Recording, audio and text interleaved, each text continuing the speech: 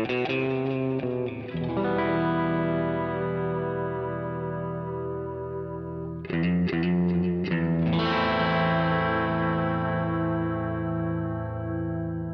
listening to Mark of the Maker.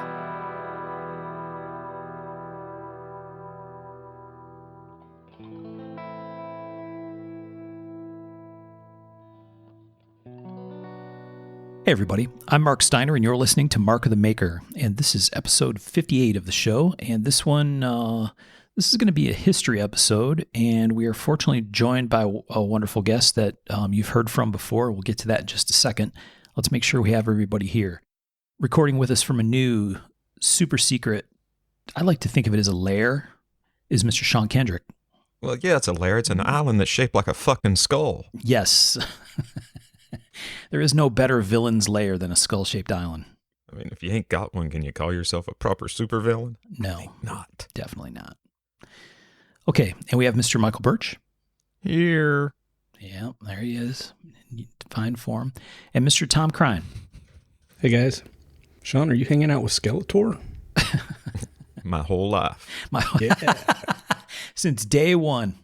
Yeah. Oh, too funny.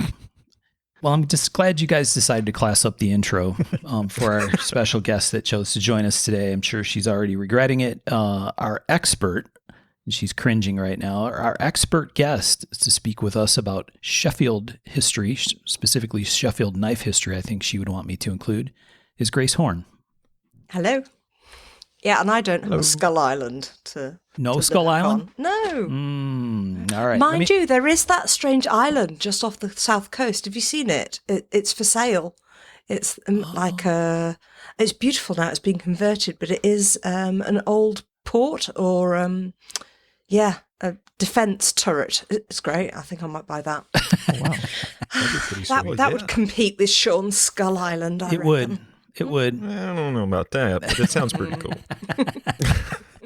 I've seen pictures of that. It looks like it could. See, this is what you'd have to do. In order to top the Skull Island, you'd have to do what it looks like it should be able to do, which is retract itself into the ocean and become a submerged villain's lair.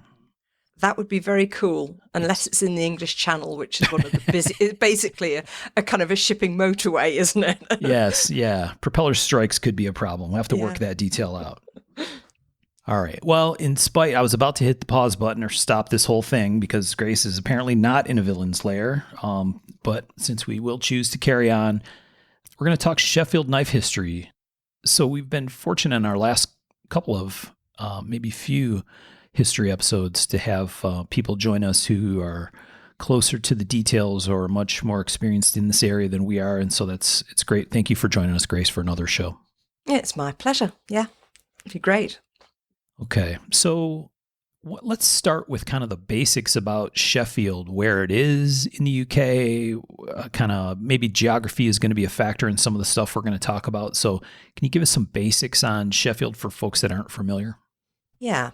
So actually I've decided that this, when you asked me to do a Sheffield history section, I decided that I'd choose a group of objects to base the history around. And the first object I've chosen is a small personal iron knife. And it's only a few inches long. And one of the reasons why I've chosen that is it isn't actually specifically from Sheffield. It's not marked, so we don't know where it's come from, but it is British. And in fact, there's evidence that cutlers were working in Sheffield right from the 1300s.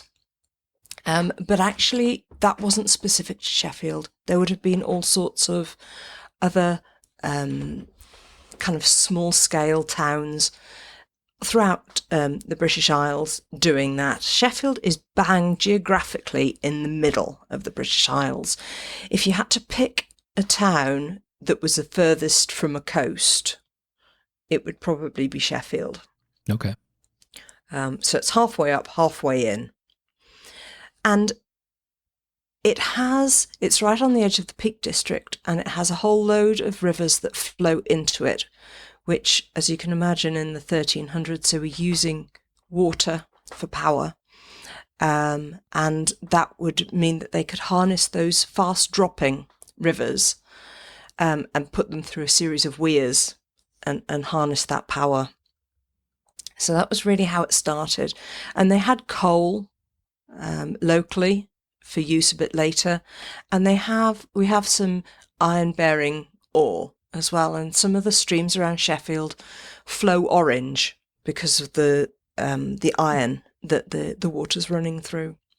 Grace, is there elevation in that area? Like, so when, at least here, and maybe it's because of a specific region that I'm accustomed to, like, Kentucky is a huge coal mining area in the U.S., but it's in very much an area in Kentucky where it's mountainous, right? There's substantial elevation, some of it quite steep. And so the miners can go into the side of the mountain and pull coal out. But yeah.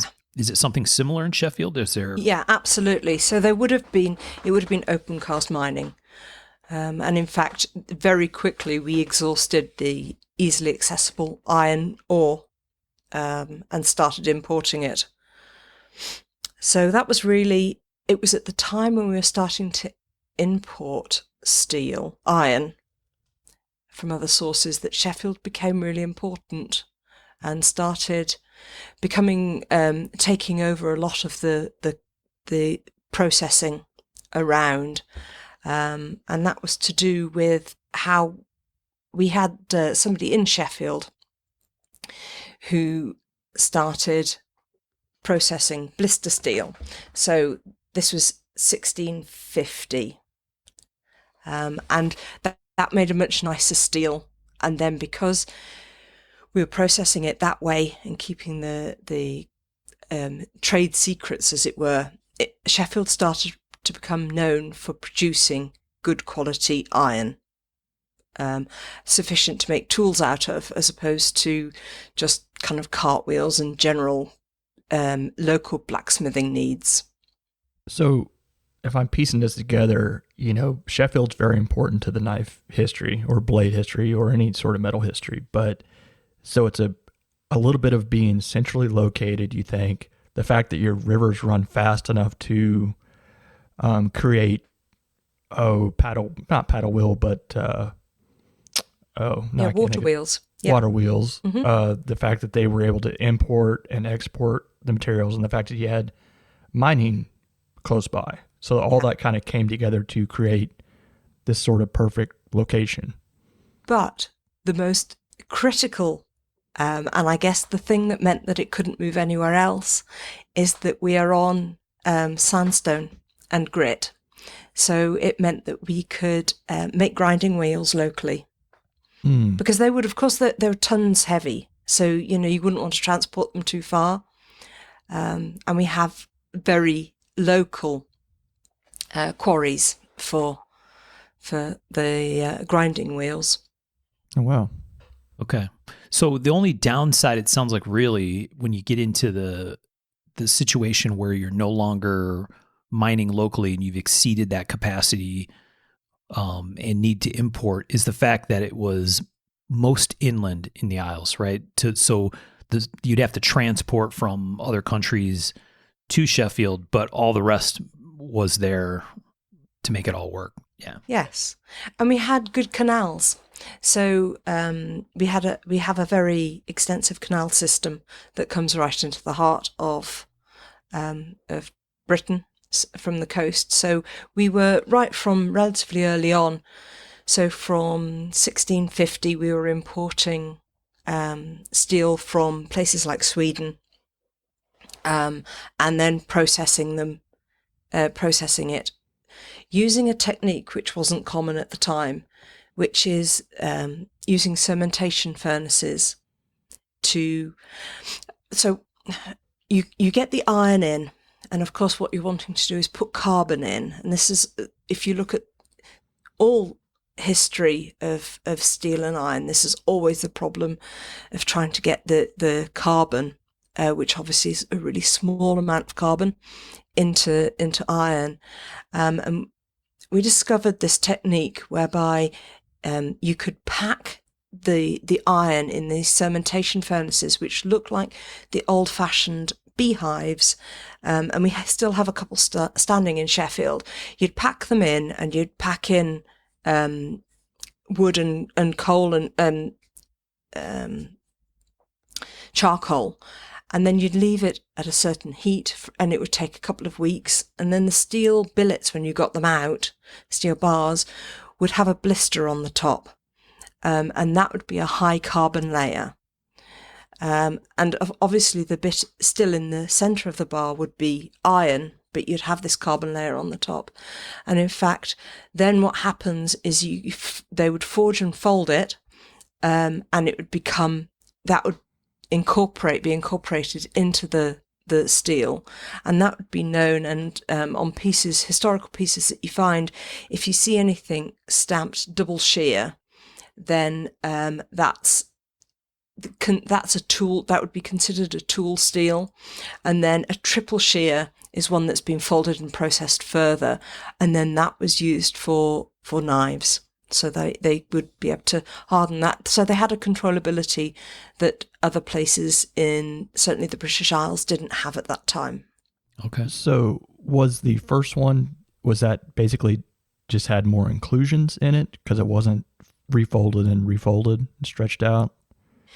Yeah, I don't know what they would have used just a blister steel for, but certainly if you look back through old catalogues, things like hoes and kind of agricultural tools would be considered a kind of a double shear steel, and then the more expensive triple shear would have been sold for things that needed to actually keep an edge.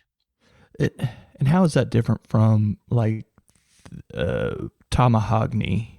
I'm sure I'm not pronouncing that right, but the Japanese way of... Fundamentally, it doesn't differ. No, it doesn't differ. They've just got a nicer name for it. Just the process, maybe?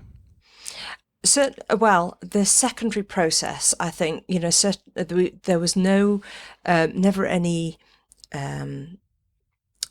desire to make patterned steel out of it, or to make it anything other than a uniform material to work with.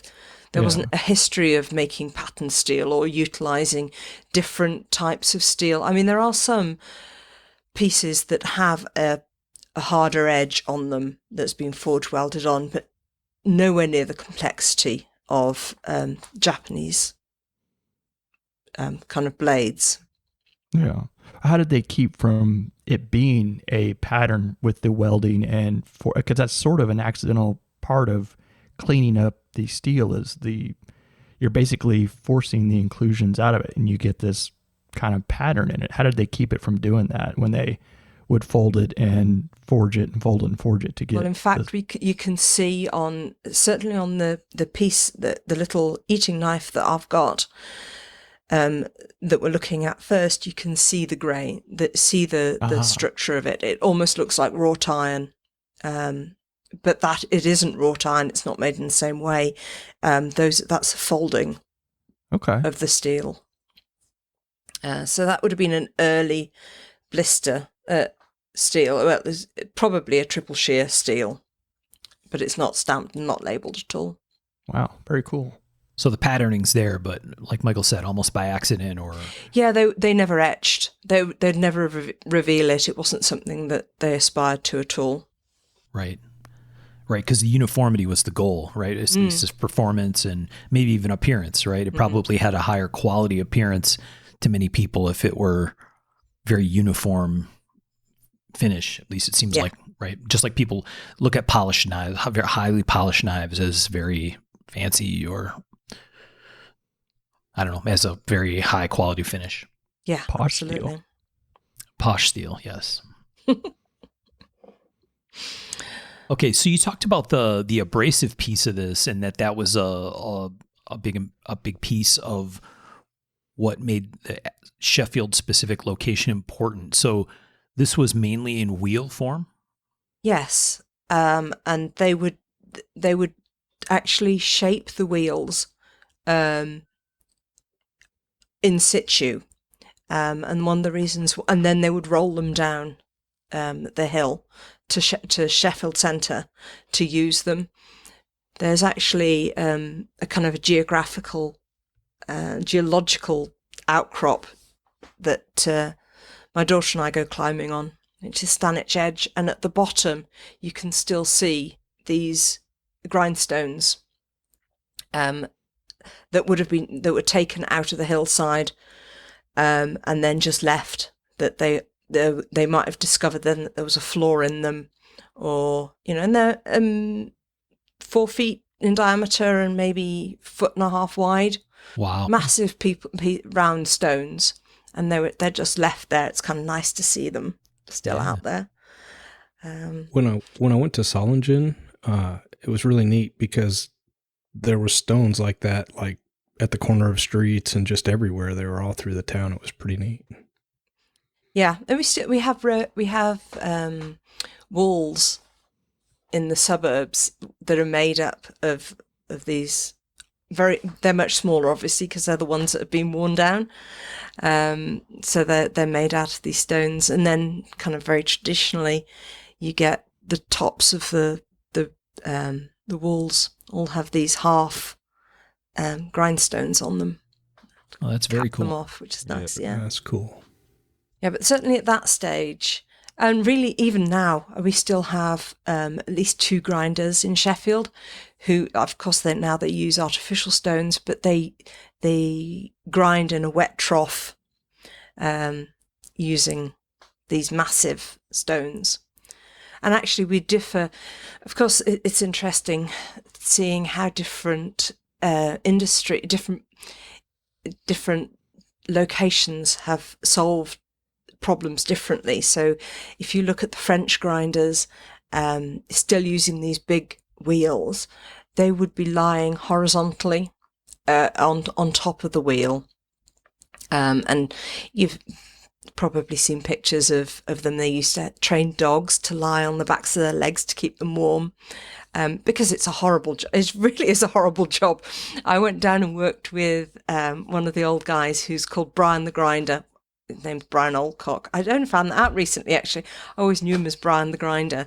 And he works in a brick workshop, but it's like walking into a cave, because he's got water constantly dripping on his wheel, and he sits straddling it on a horse, and then and there's moss growing on the walls, and even in the height of summer, it's really kind of dank. And oh wow, yeah, it's beautifully atmospheric, but it's hard work. I can see why the French lay down and had a dog lying on them, but the Sheffield cutlers would always sit astride a horse, which kind of rested just in front of the wheel. So it's slightly different technique.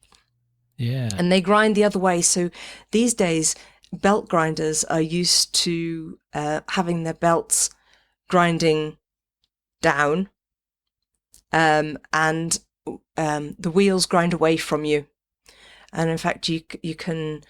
There are pieces of wood that go across, in fact, under the horse that you're sitting on, that you can wedge your blade in order to build up the pressure on the blade.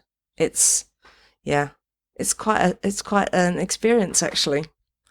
When I went down, I only wanted to learn to make. Here we go again. I just wanted to learn to make little blades, and so Brian set me off working on these to kind of have a grind, and I had dozens of these blades to grind, and one of them came off, flipped off, and kind of landed in this trough of water that the wheel runs through.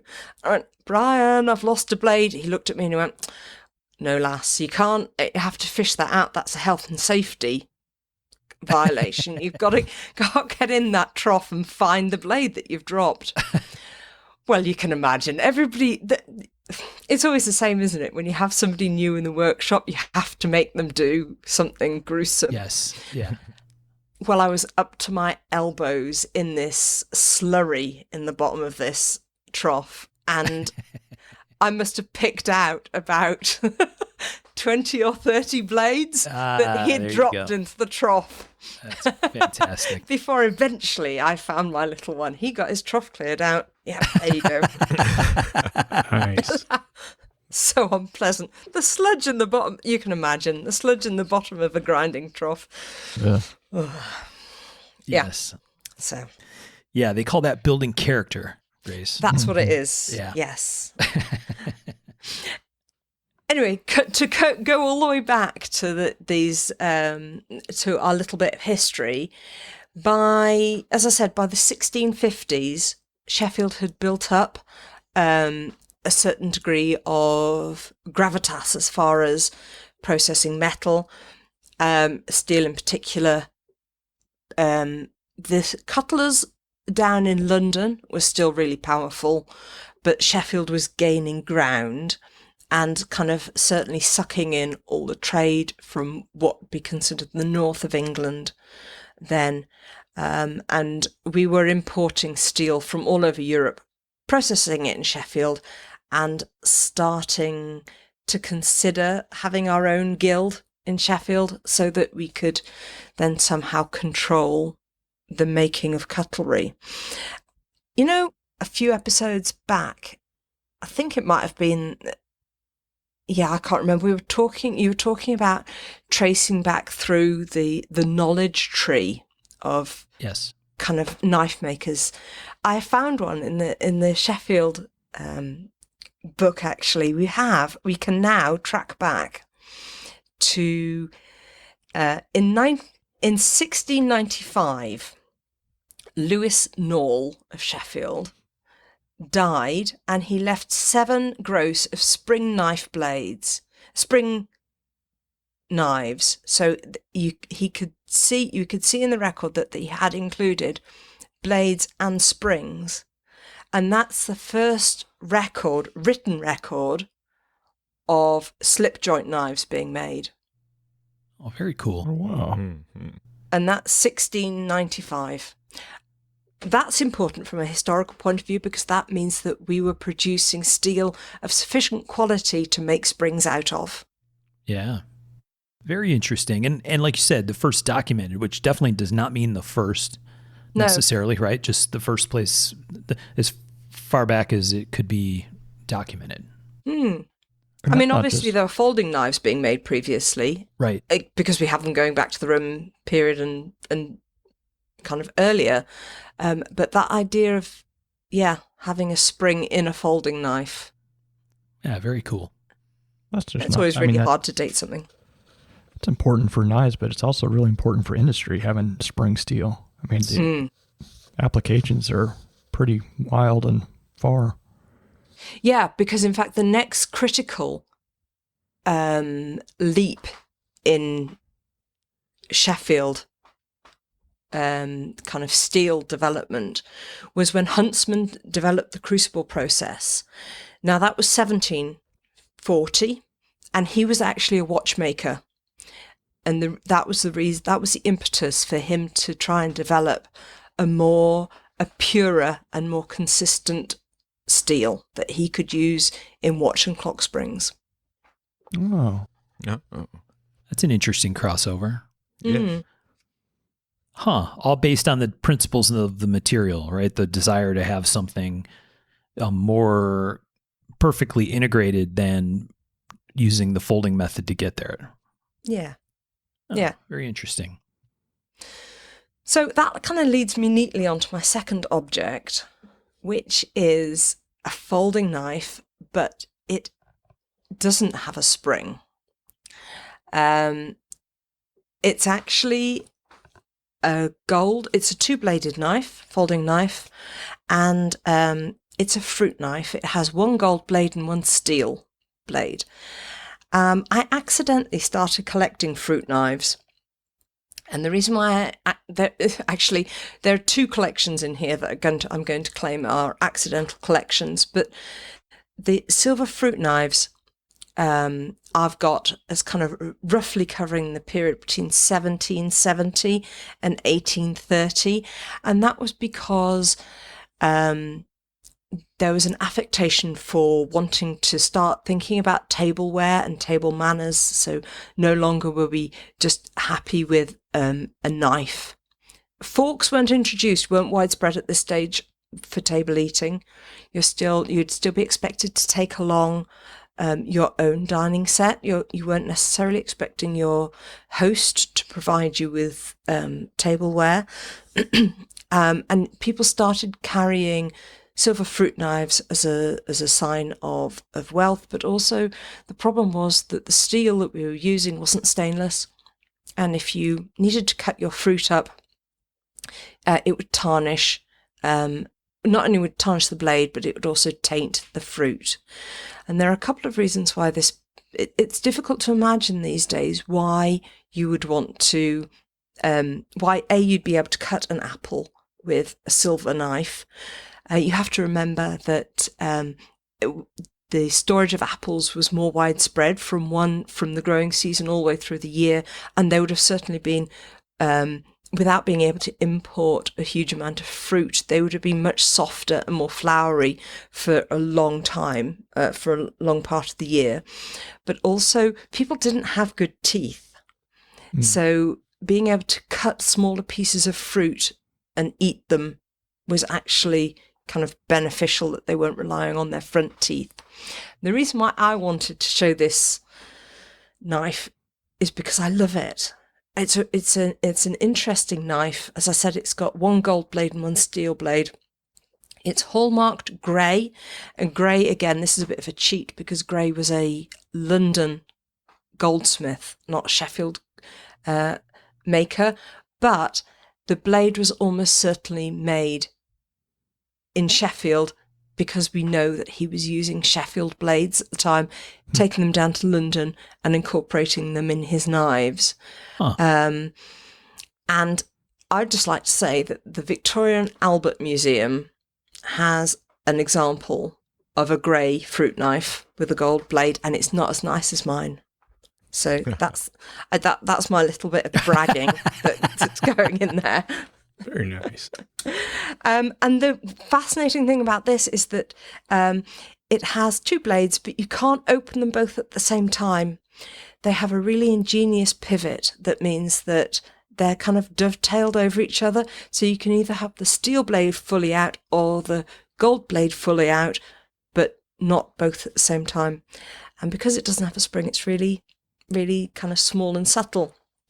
Now, the reason why I said that my silver fruit knife collection was accidental was when I first moved to Sheffield, I was interested in collecting old folding knives for research and just out of general interest, and they were difficult to get hold of. There were a whole load of people who'd already gone around and kind of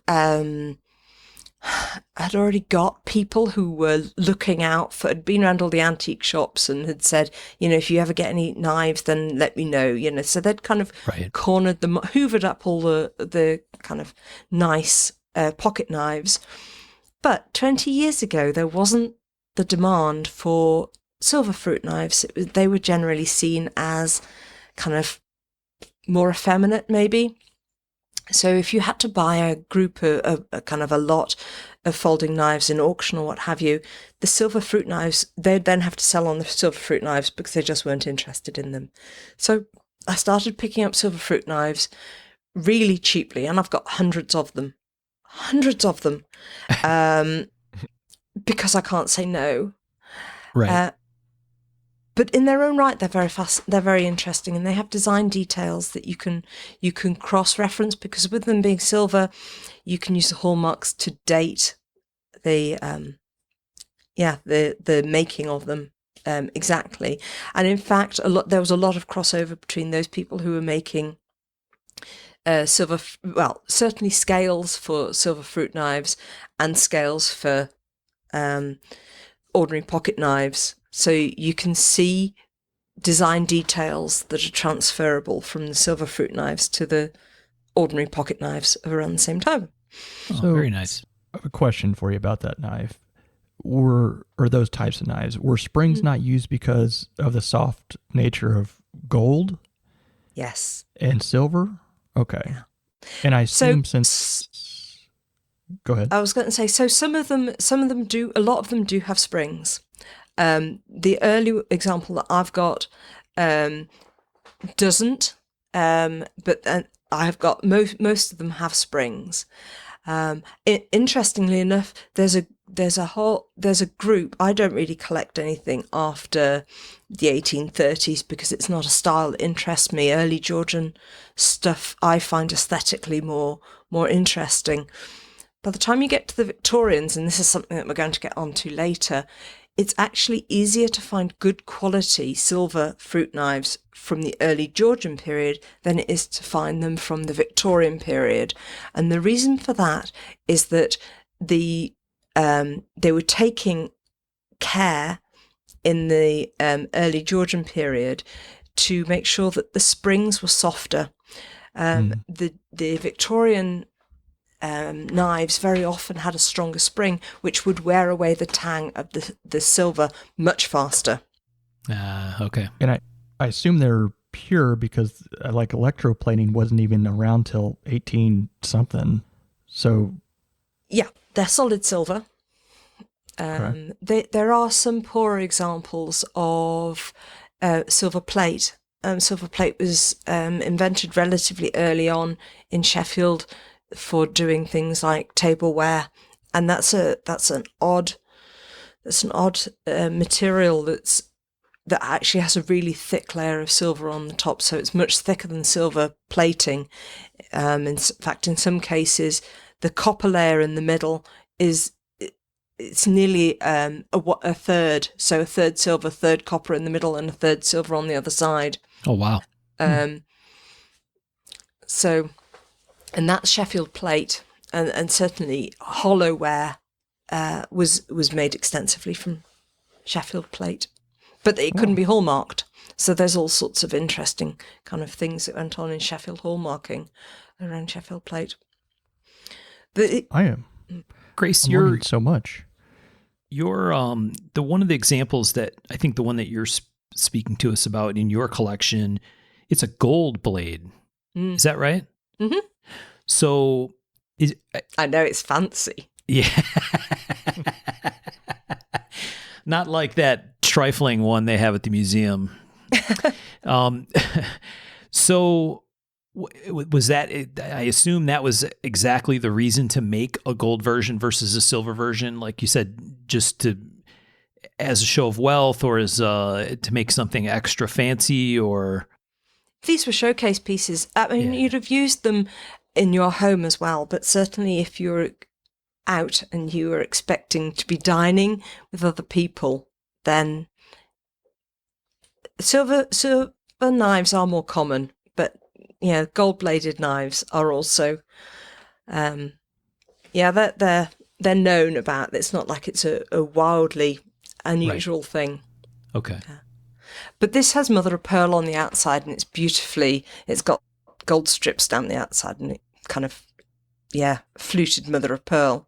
Wow. Which we used a huge amount of mother of pearl. The amount of mother of pearl that was coming into Sheffield was just tremendous, because pretty much I have some tortoiseshell fruit knives, but the majority of them are mother of pearl. Okay. Grace promised us that she would paint gorgeous flowing images in our minds about what these knives look like, because we'll share pictures of them in the Facebook group. I think Grace can help us with that when this episode comes out. But for people that are listening, it sounds pretty fab, right? Gold blade, mother of pearl. Walk us around what that knife looks like exactly. Is there engraving or other embellishments? Some general dimensions. There you go. General dimensions. Okay, I'm going to have to find a ruler.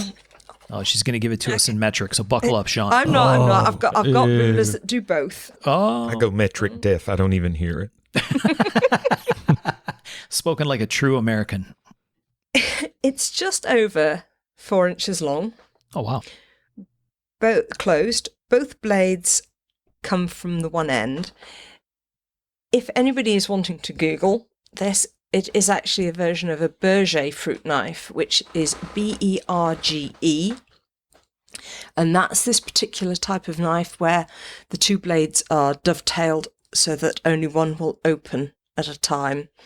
So mechanically, I find it quite fascinating that and it ends up a really delicate knife, because when it's open, it's 7 inches long, and it's so thin, it's so slender. It's a really elegant. It's a really elegant piece. I'm definitely going to post pictures of it. Markedly bigger than I thought it would be. Yeah. But very slender. Now I'm going to have to use, oh God, parts of inches. Yeah. I can't manage. Even Americans don't like fractions, to be completely clear. Oh. Right, I'm going to have to, here we go. It's not, it's just less than 3/8. Is that right? No, that's not right. Okay. Guys, convert it. It's 5 mil. 5 mil thick. So very slender, very light. And with these gold strips, I'm sorry. I did say I was going to try and paint the picture. I'm going to have to post it for you, but it's about by 3/8. little less. And not only did we import a huge amount of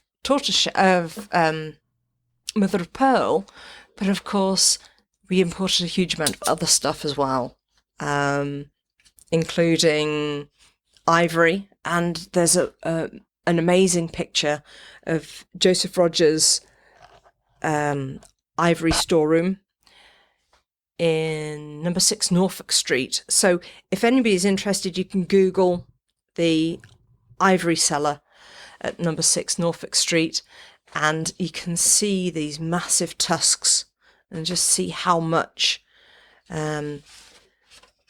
silver, how much ivory was kind of used.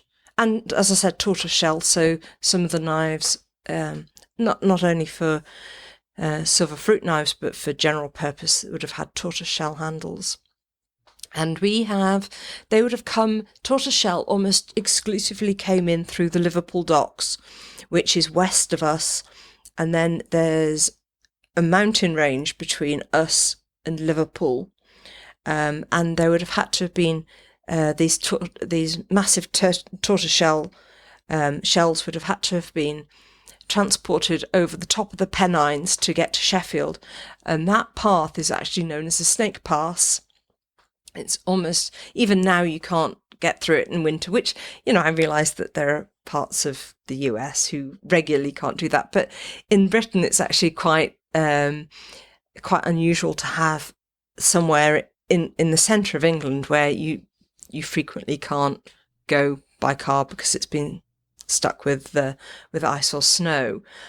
So it would have been quite a massive undertaking to have got horses and carts to have brought this stuff all the way over from Liverpool. Yeah. Interesting. In fact, there's a story about the guy, one of the traders who sold tortoiseshell out of Liverpool. Started this is the turtle soup story. In 1770, a tortoiseshell merchant decided to give the Sheffield cutlers, Hampshire cutlers, a live turtle to kind of show them what this thing looked like, and that started this tradition of there being turtle soup at the kind of the forfeit feast every year at the Cutler's Hall. Obviously, we've stopped that now. I'm not allowed to do that. But can you imagine what it would be like for a turtle? So it comes into the Liverpool docks and it's still live. And then it gets put on a cart. And I've no idea how long it would have taken by cart to have got it from Liverpool over the top in kind of 1770. But it was such an unusual sight that apparently children used to follow it from village to village, because it was almost like a carnival for them as well, that they would see this extraordinary creature that looked nothing like anything they'd ever seen be transported by cart. Wow. So they would follow it over the hills. I think that's quite fascinating. Yeah, that is. But that turtle was really confused. Yeah. Yes. And then apparently on one year when it got here, it bit the chef so badly that the chef had to, I think they stopped it then after that the chef obviously declared that it was too, yeah, that he wasn't being paid to be attacked by a piece of potential handle material. Just on the sheer volume of stuff, though, we also thinking about stag coming from India. Mm. And one of the statistics that I have, a random bit of statistics, was that in the heyday of Sheffield industry, we needed 70,000 stag antlers a week. Holy shit. Wow. Or Damn. holy stuff. That's crazy. That would be awesome to see. The sheer volume of that must That's have a been. lot. It's a mountain. It is. Yeah. Crazy. And you can't help but think how much of that has been turned into dust around Sheffield Yeah. while they were grinding it away. You know. So I was just thinking earlier about how if we were to listen to a turtle podcast, this story would sound very different. It wouldn't be entertaining about turtle soup and turtle biting the chef. It would be some kind of horror story about a turtle being carted across the country to its death in a pot. yes. Yeah. So I'm not entirely sure we should sugarcoat this. I was thinking about it and thinking about the ivory trade and the mother of pearl trade and kind of the tortoise shell. And we don't use those things anymore. Well, I guess we use mother of pearl. But when you think of the sheer volume that we used in the cutlery trades in Sheffield and then transported to the rest of the world, we can't just pretend that it never happened. Right. Especially in that staggering quantity. Oh, no. When you mentioned the amount of stag, I immediately thought of that famous picture of the mountain of bison skulls. Yeah. You know, it's definitely not exactly a great thing for conservation. No, definitely. I think we've had many examples of that in human history, right? Of assuming that there's some endless supply somewhere and it's no big deal, but ultimately leads to fairly ugly things down the road. So I'm just thinking about turtle soup. You guys ever had turtle? never have. Dude, 7 different kinds of meat in a turtle, and they're all pretty decent. Wow. Really? Oh, yeah. Yeah, we caught some fairly decent sized turtles around here up in a neighbor's pond, and we've ate them. Fry them like chicken. Really? Yeah. Check that out. Now I'm tempted to come around for dinner. Yes. I hope you like dark meat, because that's what most of it is. Yeah. Yeah, a lot like chicken thigh. Oh, very interesting. Fascinating. So, I don't know what I thought it was going to be like. Well, I mean, Yeah, you're thinking reptilian, but reptiles and birds supposedly ain't that far apart, and that's kind of what it's like. Yeah. No, that makes sense. I will admit it's a question I've never contemplated prior to this conversation. Gosh, I wonder what a turtle tastes like. It's not uncommon around here where we're so close to the river. Yeah, Yeah. It makes sense. Lots of snappers get ate here. Yeah, well, that's what we ate. It was a snapping turtle. Well, the last one was a big snapper that had been raiding my buddy's fishing pond. Oh, when you say big, how big? Let's see. I'm guessing before we dressed him out and everything, he was somewhere between 50 and 60 pounds. What sort of diameter would he have been? How big would he have been in life? Let's see. Shell diameter. Man, I can't even wager. I'm trying to come up with something that's, I can relate to it. Probably 1.5 feet. Some of those things can get pretty massive. Those snap. Yeah. Oh, yeah. They I get wasn't wanting real to say big. 2 foot, but it's definitely more than 1 foot. 1.5 foot diameter would probably be erring on the side of caution.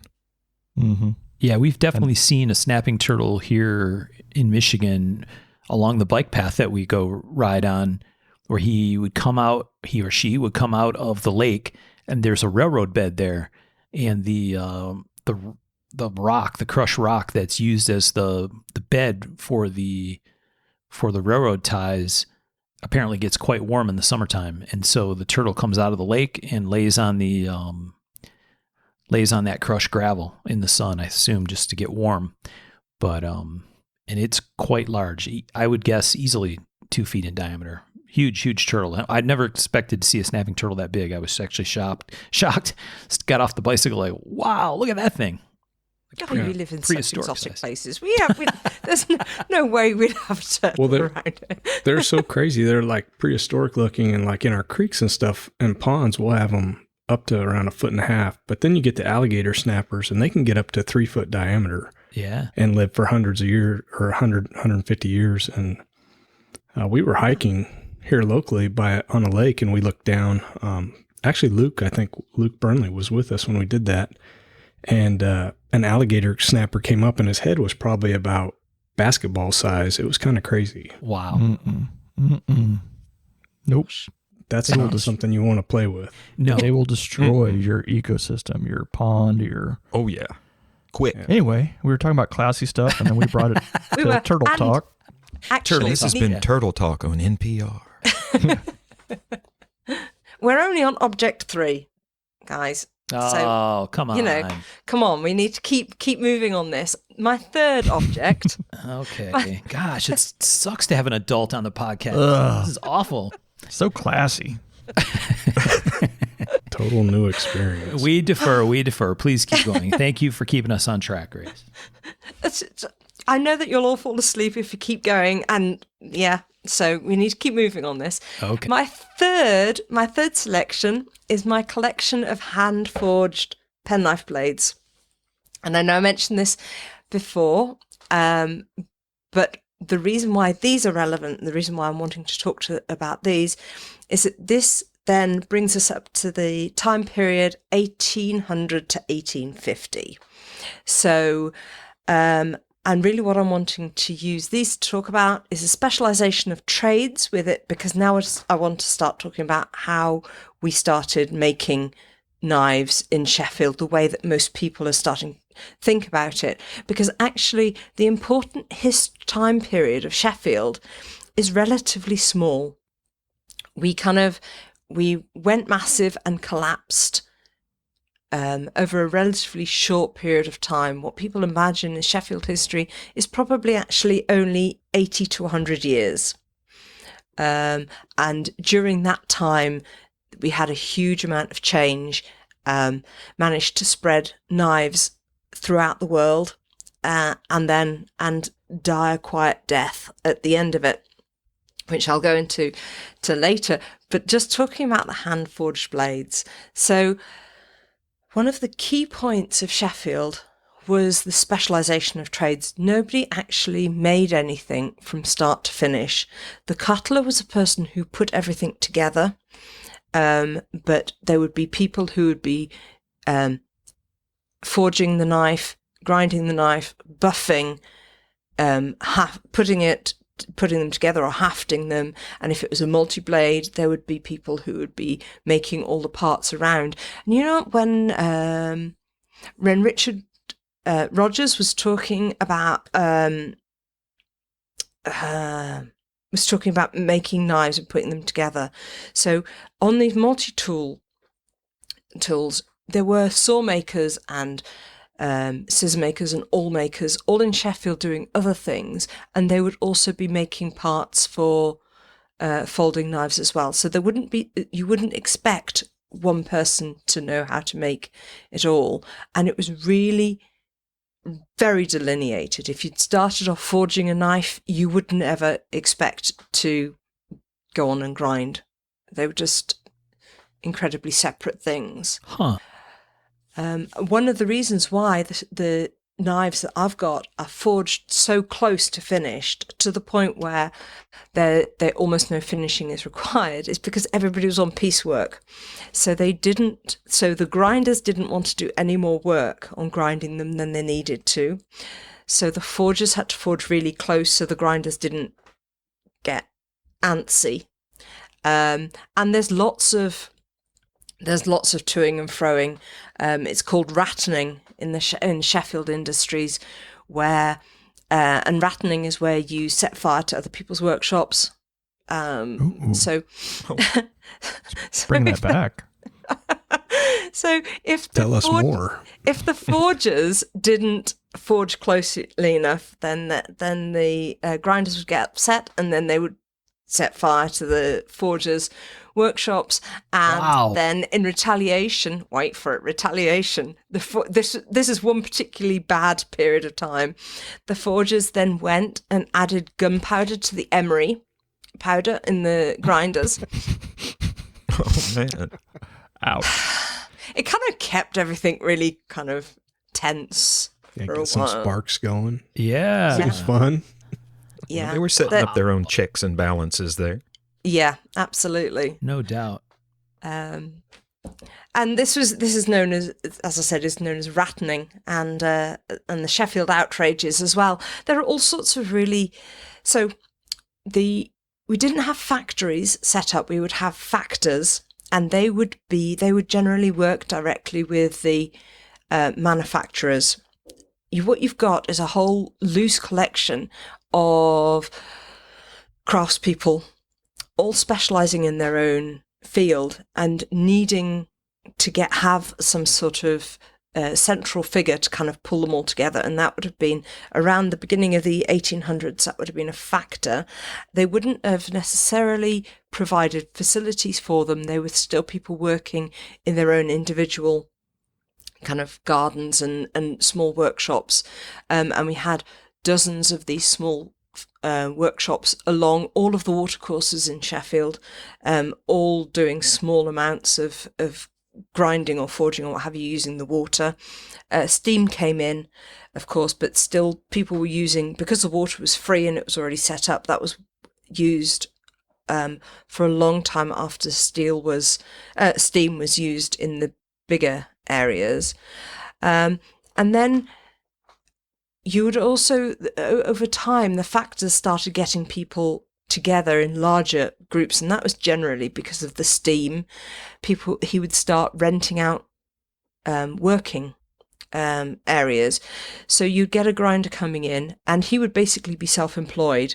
So although it would look on the outside as though he was working in what we would consider a factory setting, he wasn't being given a wage. He was paying piecework.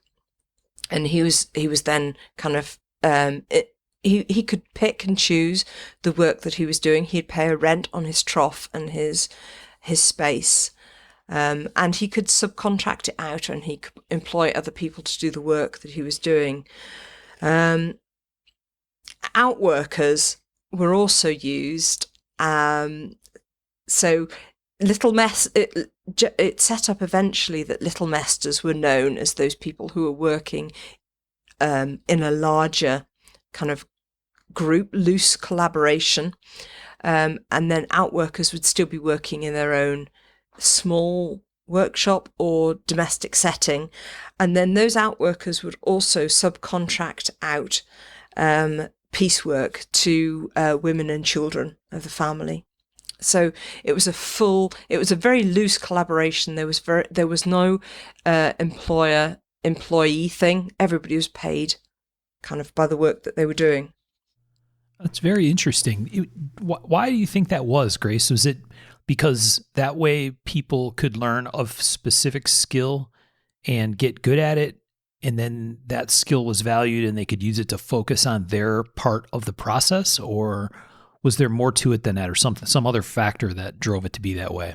I think it has to do with an inherent precariousness of the industry, that there wasn't anybody, or there were few people at that time. There wasn't considered a need for a massive amount of investment. If you're wanting to set up a factory and employ people, then you have to know that you're getting income coming in. And if you can just outsource, if you've got a lot of workers, because at that time, Sheffield, local Sheffield area was very poor, and they decided that what they could do, the local council started a scheme whereby they would put poor children in apprenticeships around the city. And they actually funded these placements. So we had a huge number of apprentices going in to these small factories to learn the trades. And you would be expected to stay with the person that you learnt.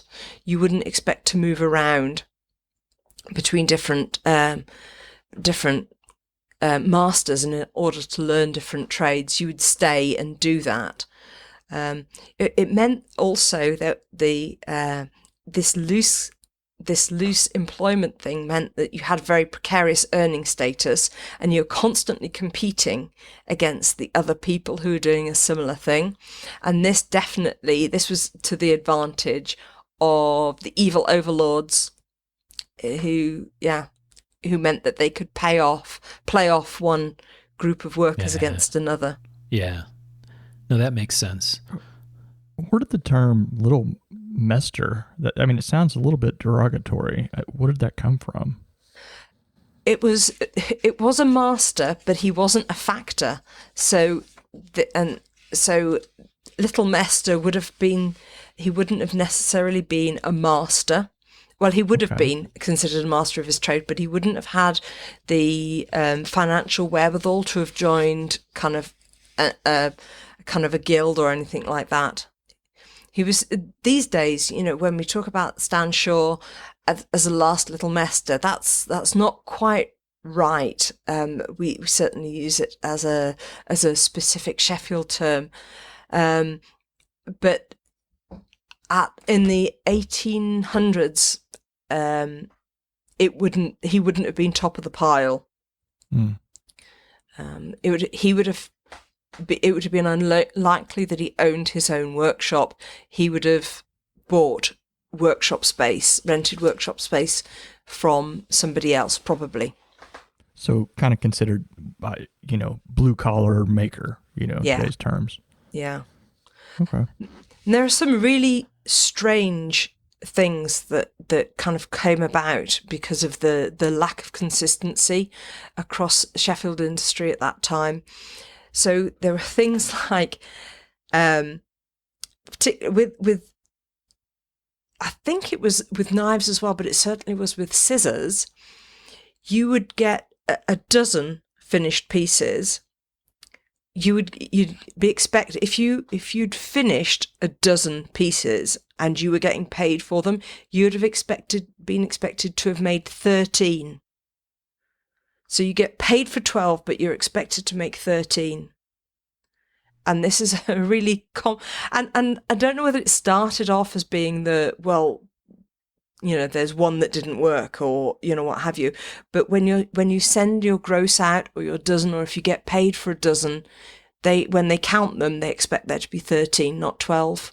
Wow. A mester's dozen. Yeah. Which is quite harsh, really. Yeah. Yes. So by the middle of the early 1800s, 1850, we definitely had an oversupply of apprentices. We were overstocked as far as apprentices go. And this is kind of important because this is one of the reasons why Sheffield never really became mechanised in the same way that other cutlery centres did, like Thiers and France and Solingen. They started looking at industrialisation earlier than Sheffield did, because Sheffield had really cheap labour, well-skilled labour, and they just never saw the need to look too closely for industrial solutions to labour shortages in the same way that other centres did. Yes. So that was a problem that was produced by this apprentice system, so that the churches, the parish churches, didn't have to look after the poor of Sheffield. They sent them all out to be apprenticed instead, which had much wider ramifications than they realised at the time. Yeah. So this entirely this business model where everything is outsourced to an array of craftspeople. Like you said, it's definitely to the advantage of the person kind of pulling the strings or working one craftsperson or group against another, until that one of those pieces suddenly isn't available or becomes a problem, or I don't know, right? When it works, it's probably wonderful for the factor or the person that's kind of pulling that central role, but it seems fairly precarious in general. And in fact, that's where we're going to go next, because my fourth object is the knife for the toothless man, which is a Joseph Rogers knife, and this is a strange knife with 3 blades, and they lock together. They're all in parallel, and it's a dining knife. It's an eating knife, and really, this is from one of the biggest companies. So, although I was saying that everybody was outsourcing by mid 1800s, we've got a couple of factories, and one of them is Joseph Rogers, who are starting to kind of gather craftspeople together and have a more coherent kind of, as we'd imagine a factory, but they're still using a lot of outworkers as well. And part of their kind of overlook is that they start producing these increasingly specialist tools that they can market. They start thinking about things like a marketing strategy, whereas up until then, really, most Sheffield manufacturers or most Sheffield cutlers were just kind of like meeting a demand and not really trying to think about marketing opportunities at all. The thing that happens in the mid 1800s is that we start getting drop forging. And drop forging changes everything. So it changes the speed that we can be making things and the kind of standardization, and it means that things like the weird and wonderful objects can be made that the kind of Victorians were so beloved of the Victorians. I was going to talk about this a little bit more, but I had a complaint, right? So, hold on. Now, instead of talking about this object, we're going to go down to the cutler's hall, right? So, hold on. Okay. This is me going downstairs. Right? Hold on. That was me shutting the door. Wow. And I was going to run down to the cutler's hall, but then I realised that panting over audio probably not work. So if Tom, if you could just drive your train by now, then we could do a train sound effect, and we could dash down to the cutler's hall in Sheffield, because get there by horse. Theater of the mind. Oh boy. Because the Cutler's Hall in Sheffield have the most amazing collection of Bowie knives. And I was, when I was talking about this, Bird, you get a shout out for this. You said that if I ever did a talk on Sheffield knives and didn't mention the Bowie knife, then you'd never talk to me again. So here we are in the Cutler's Hall. This is the Bird segment. Yeah. With Bowie knives. And the reason why I wasn't going to put this in was because this isn't my field of expertise at all.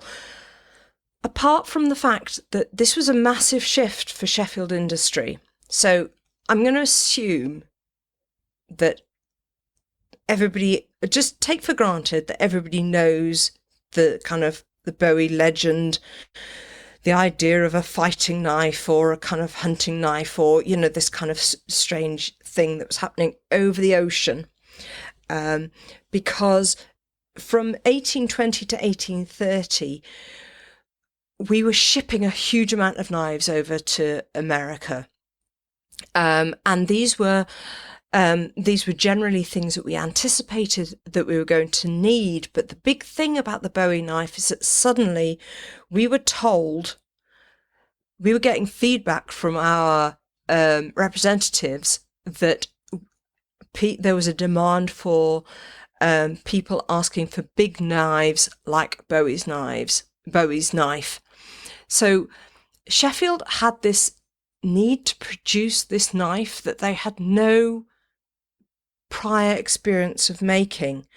It wasn't, certainly that style of knife wasn't in our kind of common vocabulary. So it's very interesting to see that the Bowie knives were a very reactive thing. In response to a market that really wanted it. Yes, and that was very specifically American. Yes. And I have no record of exactly how many knives went across pretending being called Bowie knives, but there's certainly a huge range of them. So if anybody is ever in Sheffield and is interested in Bowie knives, there is the most amazing kind of collection of them down in the exhibition hall in the Cutler's Hall, and really that period, the golden age of Bowie's, is really from 1830 to 1870. So again, it's a relatively short amount of time considering the impact it made. Yeah. Did that feed any of the San Francisco Bowie craze? Do you have any idea if those are connected? Okay. Because we were shipping across, also at that time, not only were we shipping knives across, but we were shipping apprentices. Oh. So actually there was a whole load of cutlers that were setting up over in America who were Sheffield trained and were meeting a local demand over there some of them were actually being stamped Sheffield made, even though they're being made in the US. Oh, wow. Oh. That's interesting. Because it was still perceived, although there was a growing kind of community of knife makers settling over in America and kind of making their own knives. Still, the better quality knives, the market assumed that the better quality knives were still coming from Sheffield. So certainly on things like the higher end kind of big knives that were being made were very often stamped Sheffield, so that even though they'd never seen this side of the Atlantic at all. So it's marketing, isn't it? Yeah. Wow. That is very interesting. There we've got another one of the connections of that to a part of our history as far as United States. Yes. And that's very, very interesting. Yeah. Yeah, another branch of the tree. Yeah. Mm-hmm. Very cool. So while we're still down in the Cutler's Hall, before we come back up, we could also take a quick look around the things like the multi-blade collection and the Norfolk knife. Now, the Norfolk knife is fascinating. These are exhibition pieces, so these are folding knives. And these are certainly the Norfolk knife.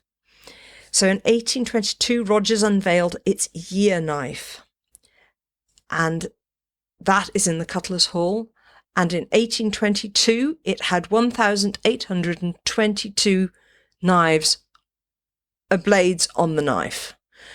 And I use the blade, not kind of word blade, loosely because it would have been picks and saws and, all sorts of other gadgets. So this is the Swiss Army knife from hell. This would have pulled your trousers down. There's no stealth carrying this massive thing.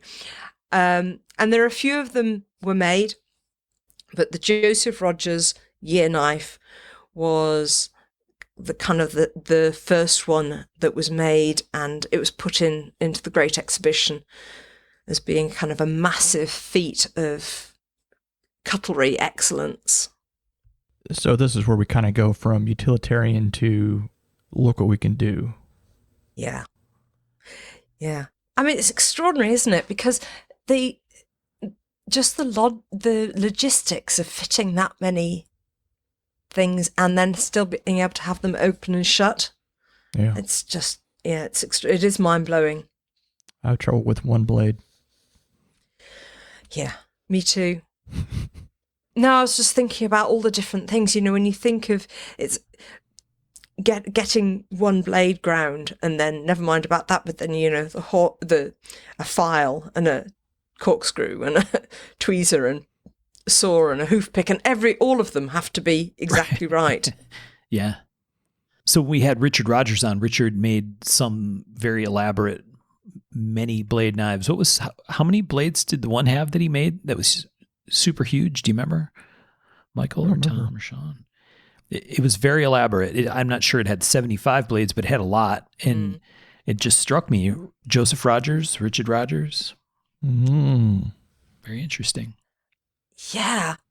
I don't think they're spelt the same, but I don't think that matters. I think that's close enough for us.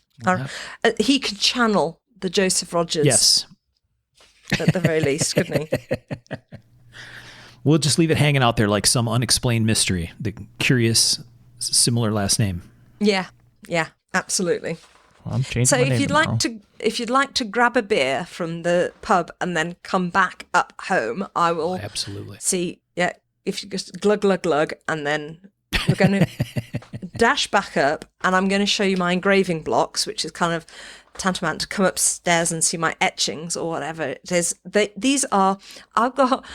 So also happening around the middle of the 1800s with the drop forging and this idea of standardizing was that you could now issue catalogues, because it meant that you could get copperplate catalogues printed, shipped out to anywhere in the world. People could order something and they would have a degree of confidence that whatever they received would look somewhat like the catalogue picture that they'd looked at. There is a certain amount, don't get me wrong, that there is a certain amount of creative license taken, certainly on the premises side. So you can see engravings of things like the beehive works, and the beehive work still exists, and it looks nowhere near as impressive as it does on copperplate catalogue printing. They've definitely changed the perspective slightly, and it looks a massive thing in the catalogue, and it's not in real life.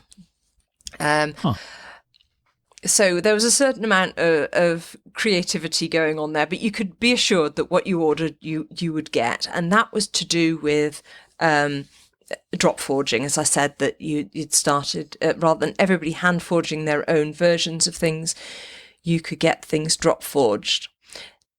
Now, the problem with drop forging is you have the cost of the dies.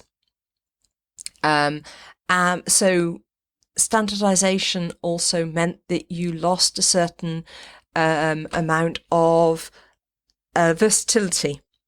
And in fact, certainly within the scissor industry, there are, I know that for people who, I've got a left-handed tailor who asked me a couple of years ago to make him a pair of 13-inch tailor's shears.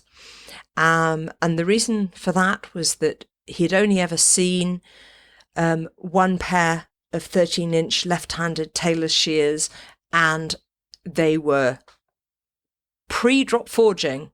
So, and there wouldn't have been the market for them, so it's the sort of thing that you wouldn't have made a drop stamp for, really. So right. Drop die for. So, some of this flexibility was lost, but it was gained in the idea that you could have catalogues. Yeah, very interesting. Because of that, companies started, you then needed the investment, so you could no longer expect little people in their own workshop to spend that amount of money on getting dies made. So this really meant that the traditional kind of cutlery factory and the kind of that investment in capital, tooling and that sort of thing happened. And this really changed Sheffield industry. Having said that, when you look at Sheffield overall, at this stage, heavy industry was definitely taking over from the cutlery. Cutlery was getting finer and less workday, and the heavy industry, engineering industry in Sheffield started being the kind of the big money earners. So cutlery is starting to drop off in its importance, and instead, by 1860 onwards, heavy industry was starting to take over. And for those that don't know, drop forging is kind of like squeezing Play-Doh into a shape, except steel and hotter. Yes. Yeah. So there's still quite a lot of work to be done afterwards, and but you definitely have a kind of the ability to repeat a shape over and over again. It's definitely a progression along a path that makes sense and is not terribly uncommon with the development of other industries, right? Where it goes from small, multiple craftspeople doing individual tasks to a factory where eventually the market becomes strong enough, stable enough, has enough long-term prospect to it that it makes sense to centralize in a factory, because then you can control quality and wages and other things in a more structured way, right? So that you can make a real business plan and really produce in volume, and that helps bring the costs down. To the drop forging aspect, and like you said, that piece, like we've struggled with over the years in the automotive industry that I'm familiar with, right? Big car companies are really good at making many of the same exact car.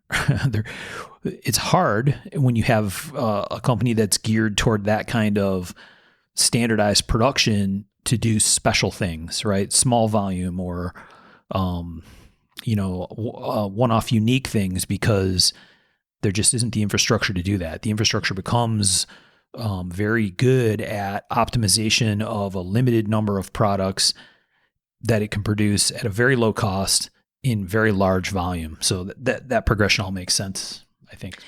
And there is some debate within kind of historical documents that actually the point at which we started drop forging in Sheffield was the point at which certainly the quality of steel started to drop off, because they realised that they could reduce the wear on the dies if they changed the steels.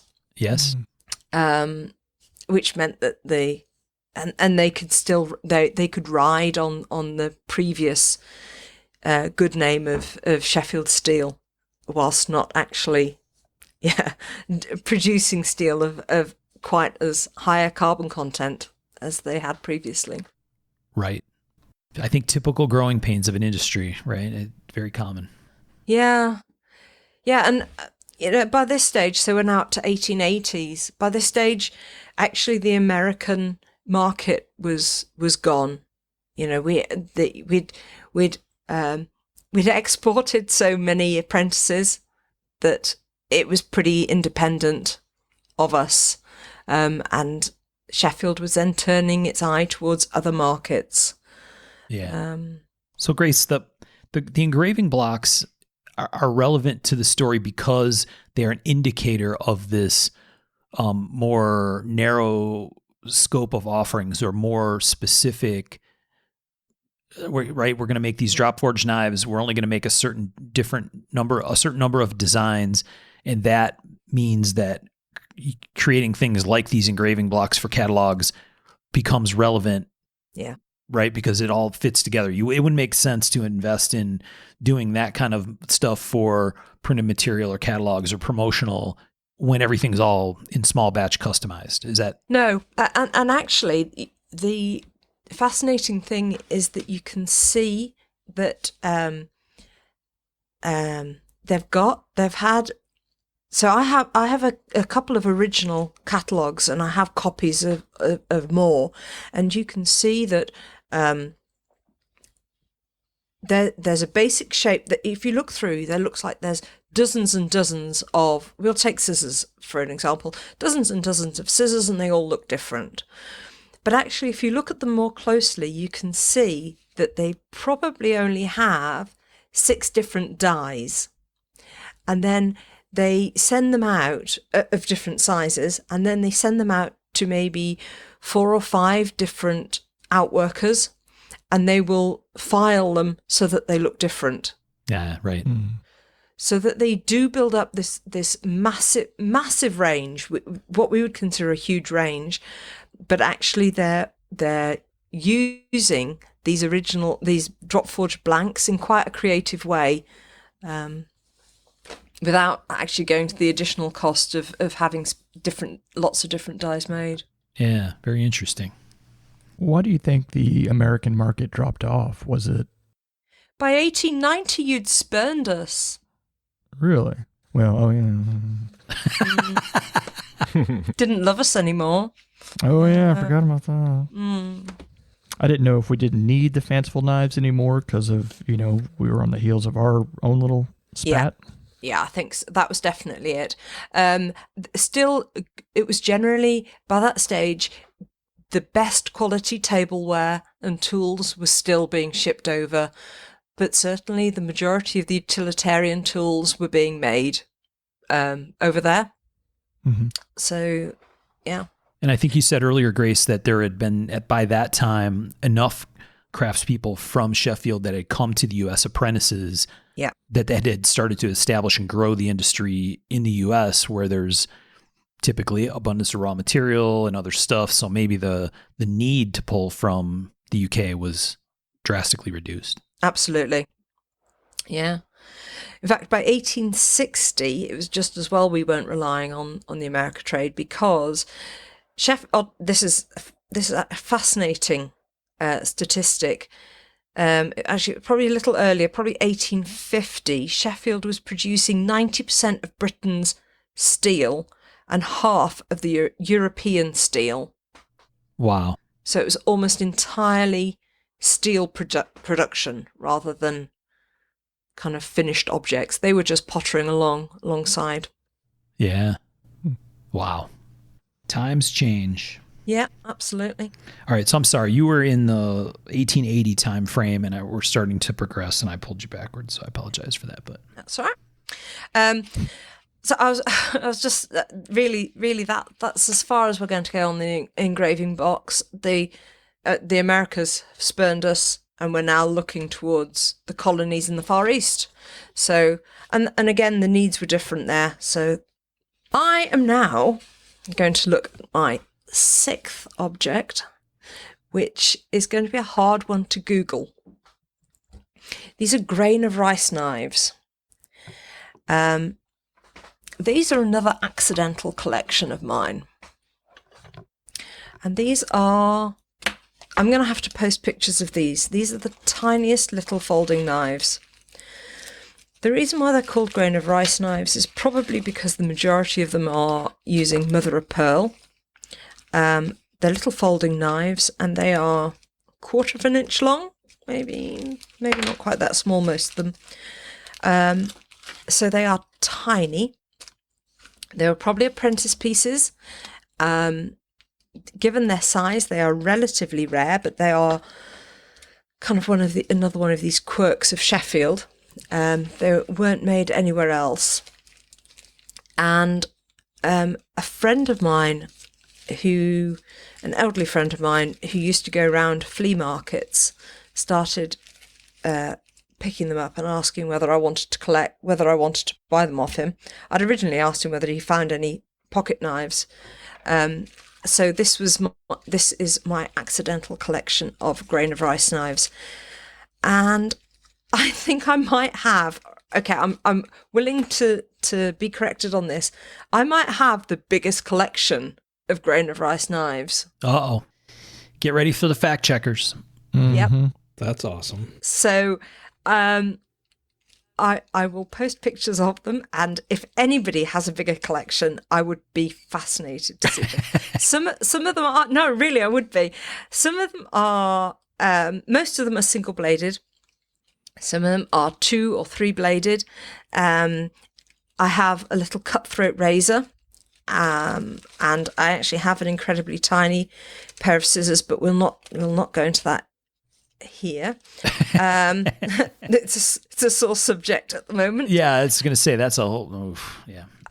Mainly because I've just looked at them and they're smaller than ones I'm working on, so I've just hidden them back in the box. I'm ignoring an inconvenient those. truth. I understand. Yes, a sob, and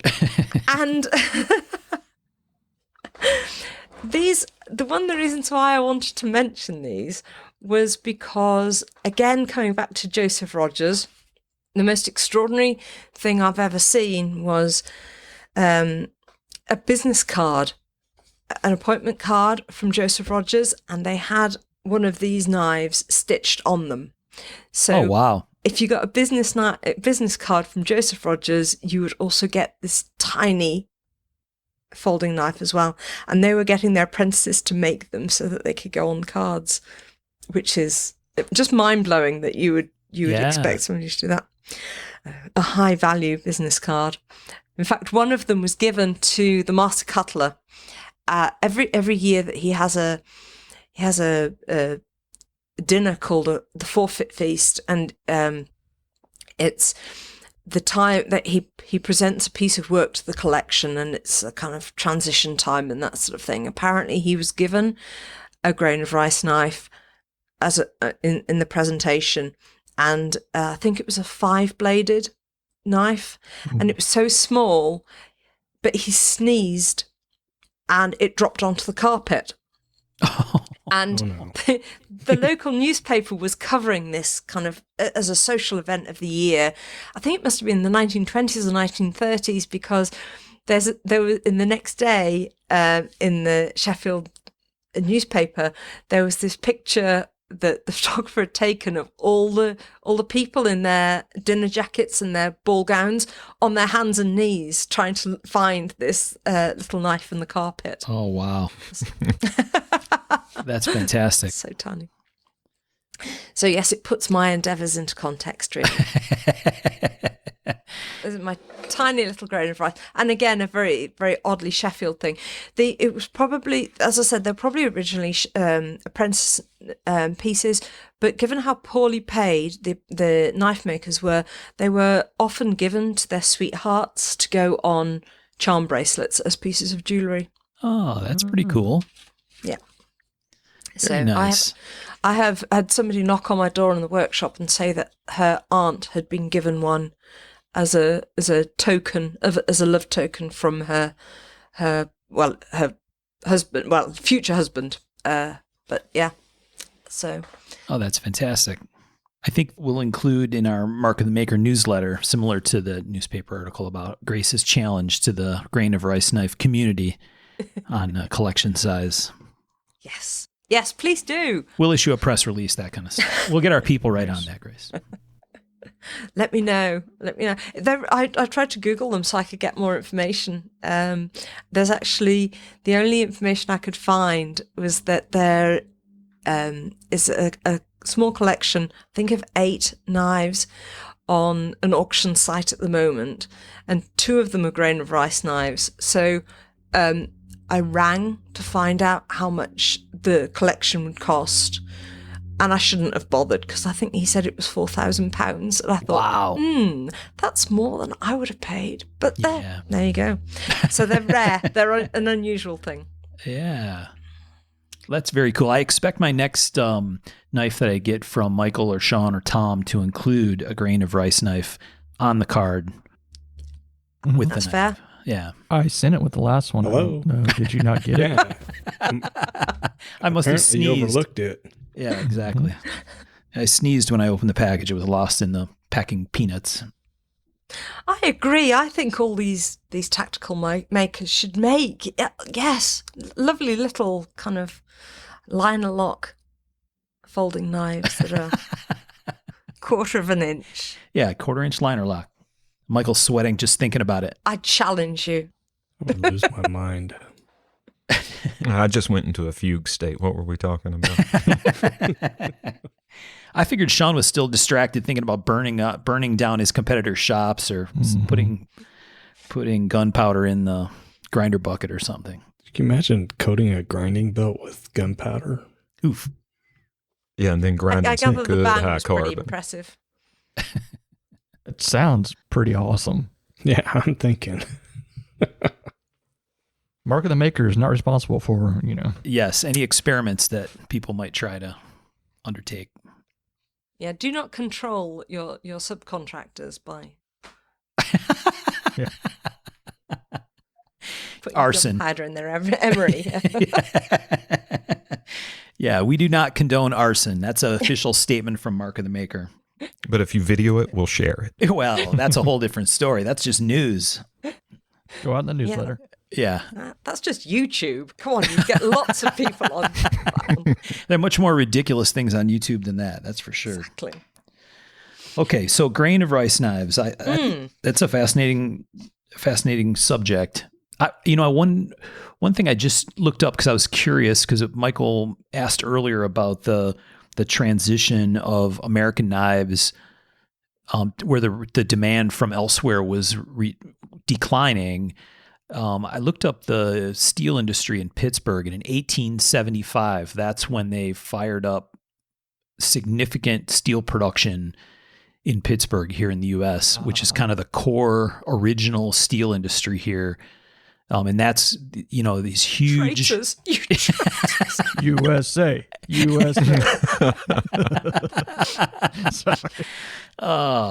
Huge industrialist names, right? Andrew Carnegie, Andrew Mellon, Charles Schwab. These are all huge steel magnates that, came out of that. But 1875, so it lines up very well with the scenario that Grace talked about. And it Makes wasn't sense. just from Sheffield. Solingen would have been losing them too. So you'd have got a whole load of the German. Yeah. Thumbing our nose at Europe, as is often done in American history, unfortunately. Yeah, we're not bitter. We'll Not move in the on. least bit. Yeah. Not move on. Carry on. Swiftly on. We don't forget these things, you see. Mine. She's going to Watch go burn out. Pittsburgh. Yeah, that's right. Watch out for a firebomb appearing shortly Yeah, just outside your because shops, you, gentlemen. You think it's emery that you're importing, but really, it'll be some grudge that's happened. I mean, we hold grudges in Sheffield. Apparently. Yeah.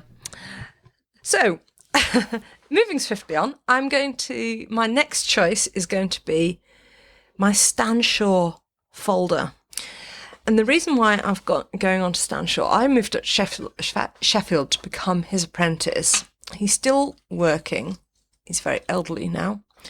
But that leads us neatly on to the problems that were happening in Sheffield.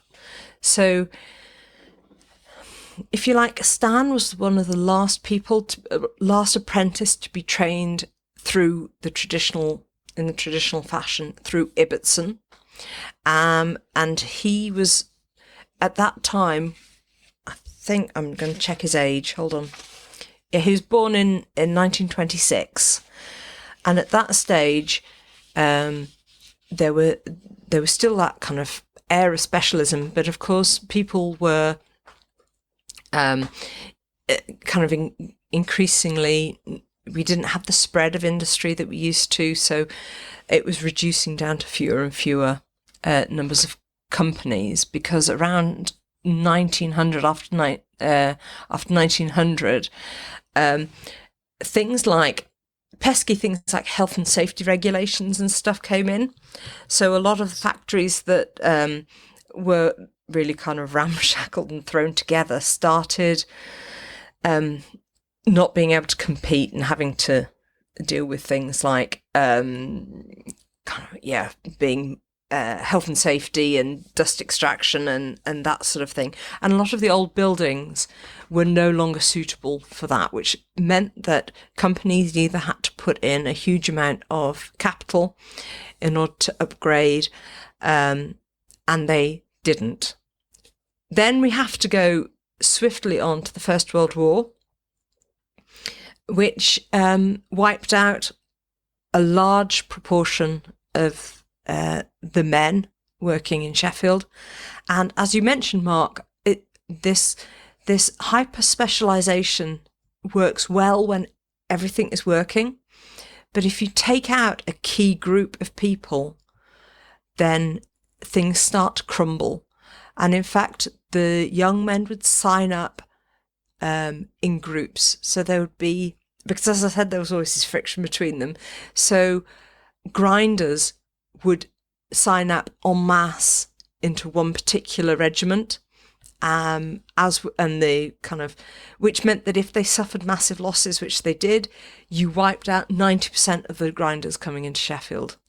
Yeah. So the First World War had a huge impact on that transmission of knowledge. And that was really it. The attrition of the workforce had a huge impact on the industry's ability to keep going, right? Yeah. I think we see that in, like I said, lots of cases. I mean, even in modern history, recent history, where the Fukushima reactor in Japan had massive ripple effect into, in my case, the car industry, into other industries as well, because there are so many distributed products coming from different parts of the world that when something like that Fukushima meltdown happens, or even COVID has had massive impacts, or unrest in government or in society in certain countries, is a very, very complicated thing. When everybody's up and running, everybody's happy, and there's money to be made, and the process flows beautifully. But it's amazing to see how easily it can be disrupted, and certainly in the event of a world war, a very substantial disruption. Yeah. I think it just really, the fragility of the industry actually wasn't immediately apparent. It was actually really a little bit later. It was kind of the war, the Sheffield industry, certainly the cutlery industry, was kept going by the government contracts for things like army penknives and that sort of thing. But really the inherent fragility of the system became increasingly felt, I think. Yeah. Until finally, as I say, Stan Shaw was the one that is generally most clearly tracked through as being the last apprentice that Ibbetson's had. And he had to go around the factory and learn all the different skills from the different, the old guys who are still there. And that's unusual for Sheffield, to have somebody who could do all the bits. Yeah, right. The whole process. Yeah. But if you didn't, some of that might have been lost. It's being separated. It's kind of like encasing it all in one person. It's sort of important. Yeah. Very important by the sounds of it. Yeah. So for Grace, for the people that aren't familiar with the names in Sheffield, so Ibbetson is a cutlery company. So it was a factory. Yes. One of the important factories in that time frame. Yes. Yeah. So there's a few, and they kind of, it's not very easy to pull them apart because they get owned and bought and sold. So these days, you can, things like Wright and Sons are kind of were owned by Ibbetson's, and they're not anymore, so that the name gets traded a lot between the different companies. But the big ones, Ibbetson's, Joseph Rogers and that sort of thing, IXL, are all, they were all factories, and they were manufacturing in the way that we would expect a kind of modern factory to function, in that you had people who were being paid a wage rather than outworkers, but they were still using a lot of outworkers as well. So Stan was like the last man standing, right? As far as trying to gather all of this knowledge into one place. Yes. Yeah. Having said that, there are still people who are working in Sheffield, and there's this group of old guys who'd come through. So Ernest Mills, Eric Ragg, Graham Clayton, Stan Shaw, Reg Cooper, Trevor Ablett. So Reg Cooper was a Bowie knife maker. I think he's still alive, but he might have retired. Trevor Ablett was a working knife maker, so he made single double-bladed rosewood folding knives. He died relatively recently. Stan Shaw makes high-end folding knives, and he's 90-something, and 94 now. So he still makes, but not as many as he used to.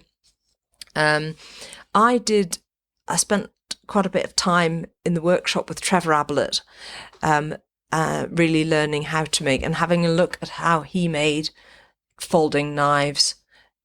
And that was really, really fascinating. He was, at the time, he was selling single-bladed folding knife, slip joint, with a rosewood handle. It left his workshop at £6. That's what he was charging, £6 for a single-bladed rose, and he was grinding and fitting each one by hand. Wow, it was quite extraordinary. I think you could get a two-bladed one for. Actually, in the time that I knew him, he upped his price from £8.50 to £9, I think. Wow. And he was shipping them out to the Far East. He was competing with the Far East market. That's crazy. Ridiculous. Yeah. I mean, they weren't the best made knives in the world. I will absolutely give you that. But as far as kind of, working tools go, that they were entirely functional. Yeah. It makes sense, right? The time investment simply can't be there for that kind of price point. No. And he was 70, I think. And he'd been doing that job ever since he was 14. So, he was faster than anybody would ever be. That no amount of training can get you that fast. Can replace those 60 years of doing the same thing day in, day out. Right. And there we are. The only other things that I would like to mention are the couple of tools which are very Sheffield based. One of them is a Stevie and the other one is a Parser. And the cutlass Stevie that I have is Trevor Ablett's old Stevie. So that has a certain amount of nostalgic value for me. And they are strange little anvils, almost shaped like a capital T. And they fit in a square hole on the workbench. And they're really useful for, doing all sorts of things, riveting and kind of flattening and that kind of, but they're very Sheffield. And Stevie is a Sheffield for steady. Oh. So, that's kind of a very Sheffield thing. And the other thing is the Parser. And a Parser is a strange tool that is specifically designed for insetting shields in the sides of pocket knives. And the odd thing is that we assume these days that technology will replace something as old as that. But this one has, so, you might think, well, it's easy enough to route out that shape now. You don't need to worry about it. But the Parser is a strange tool. It's got two legs and you have a bow and you have a plate that rests against your sternum. And it's difficult to describe. You jiggle these two cutting blades around a shield hole and it cuts out the shape that your shield then sits in. And because of the placement of these two legs, it cuts into square corners. So you don't get the radius that you would if you're using a milling cutter. It cuts internal square corners. I'm going to have to see a picture of this one. Yeah. Yes. I just sent a link, Michael. Huh. So it's like a carving tool almost. Is that Yes. okay? Yes. Oh, wow.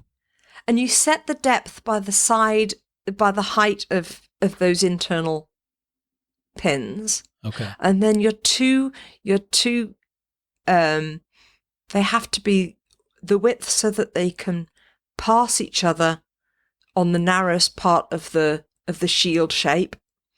Yeah. Oh, so it's still constrained by a template, Yes. a hardened template, but it's more like almost chiseling, carving. Interesting. Is it scraping maybe?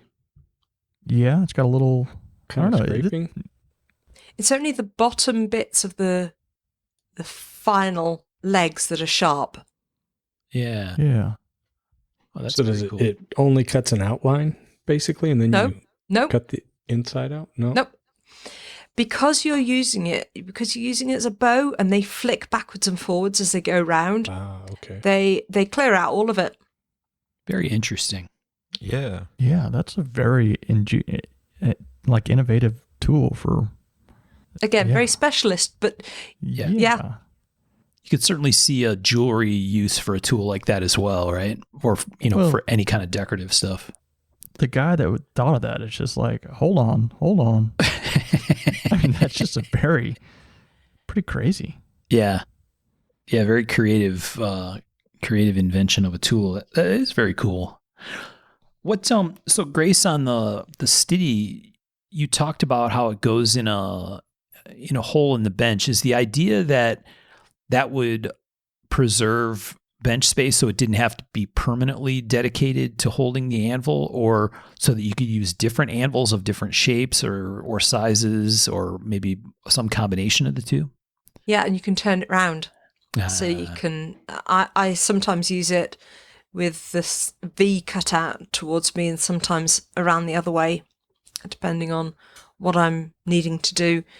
And I've got little divots in mine. Most of them have little divots so that when you're riveting, you can put the kind of the domed end of the rivet in the divot, and then hammer the top of the rivet to keep both sides domed. Ah, okay. Now, Grace, were these like tools that were made by the craftsman that was using them, or was this something that was available?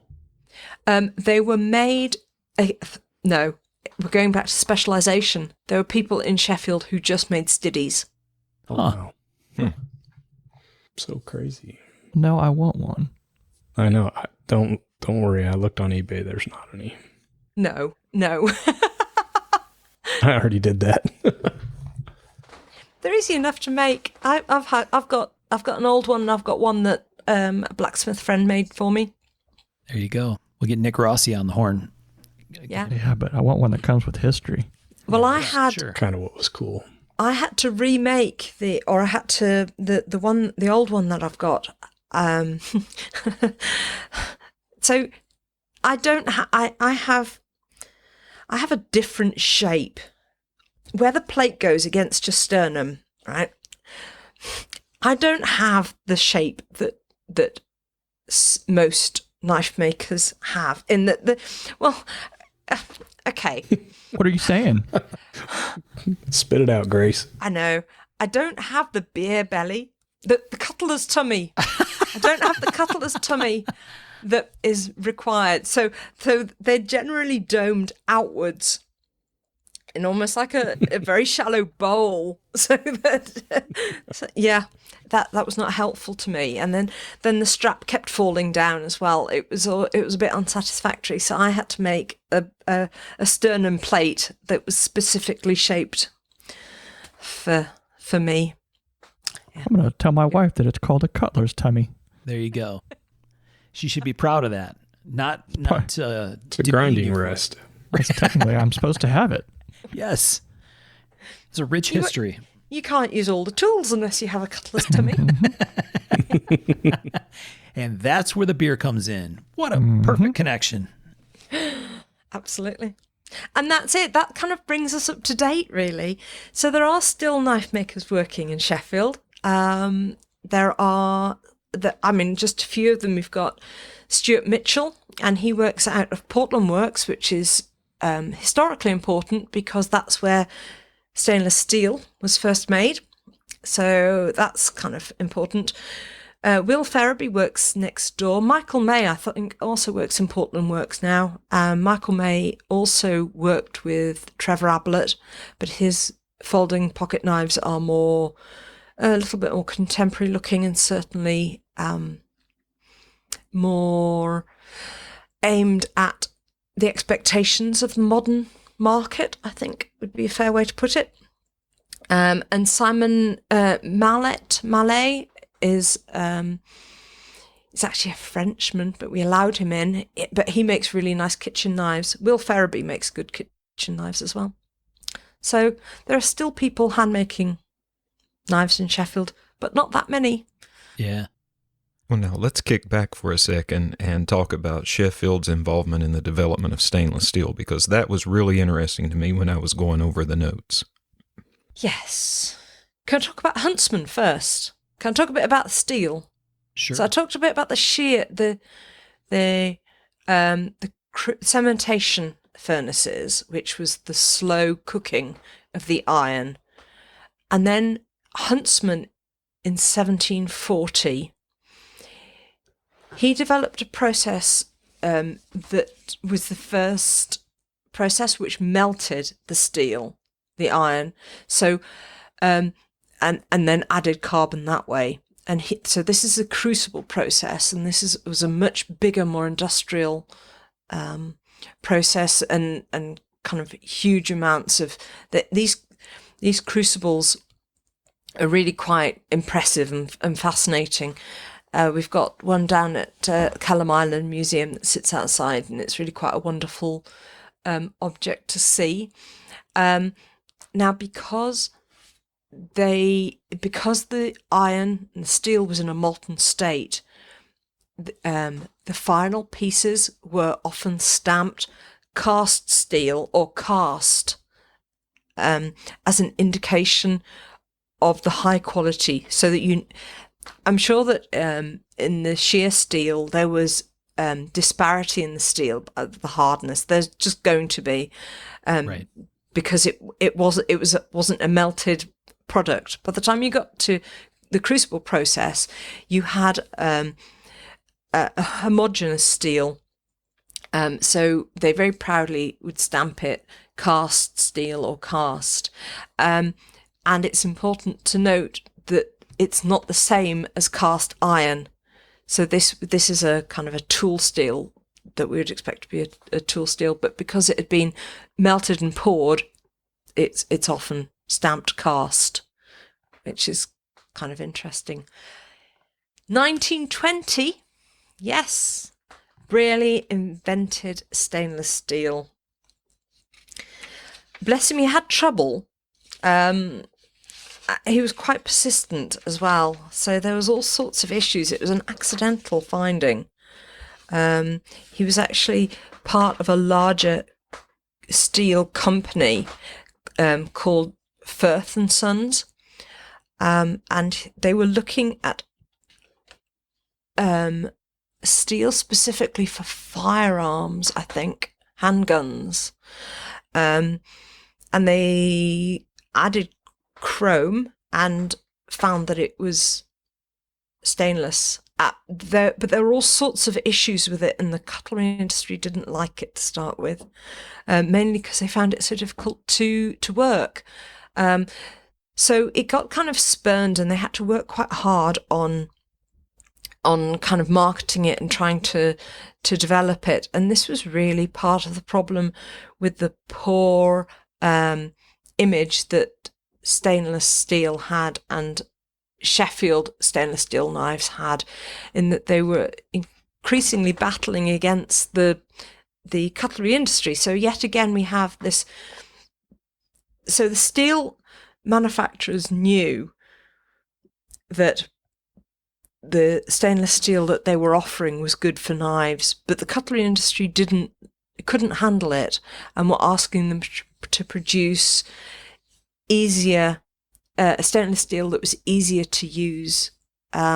So they were producing knives out of poor quality stainless steel. Yeah. Because it was easy for them to forge. Easier. How do you accidentally add chromium? I mean, I wonder how that process came about. Because I don't even think chromium was discovered until almost 1900s, right? He was working in a metallurgy department within Firth and Son, who were a steel manufacturer. So I think he was a metallurgist anyway. Mm. It wasn't like it happened in his back garden. Yeah, tossed a little powdered some in and said, ooh. But I think that it didn't satisfy what they were doing. He had to carry on doing other things, that didn't actually meet his needs, the remit of his investigation. So, yeah, that's interesting. It makes sense that there would need to be some degree of experimentation, right? Making experimental pours of material to try to, I mean, at some level, unless you have the science to be able to have a high confidence in your expectation. In the absence of that, you just have to try, right? So maybe that's how it all came together. Mm. Yeah. Interesting. One quick question on the Stitty anvil. Yeah. Was the cutout used for a jeweler's saw? Is that yes, what that? Sometimes. Okay. That And long also, slot? I use it more now for technique of making traditional folding knives is that you taper the pivot pin or any of the pins going through, and then you tap it all the way through, and then you snip it off. And having that cut out just gives the pin somewhere to go when you're tapping it through. Okay. Makes sense. Very interesting. All right.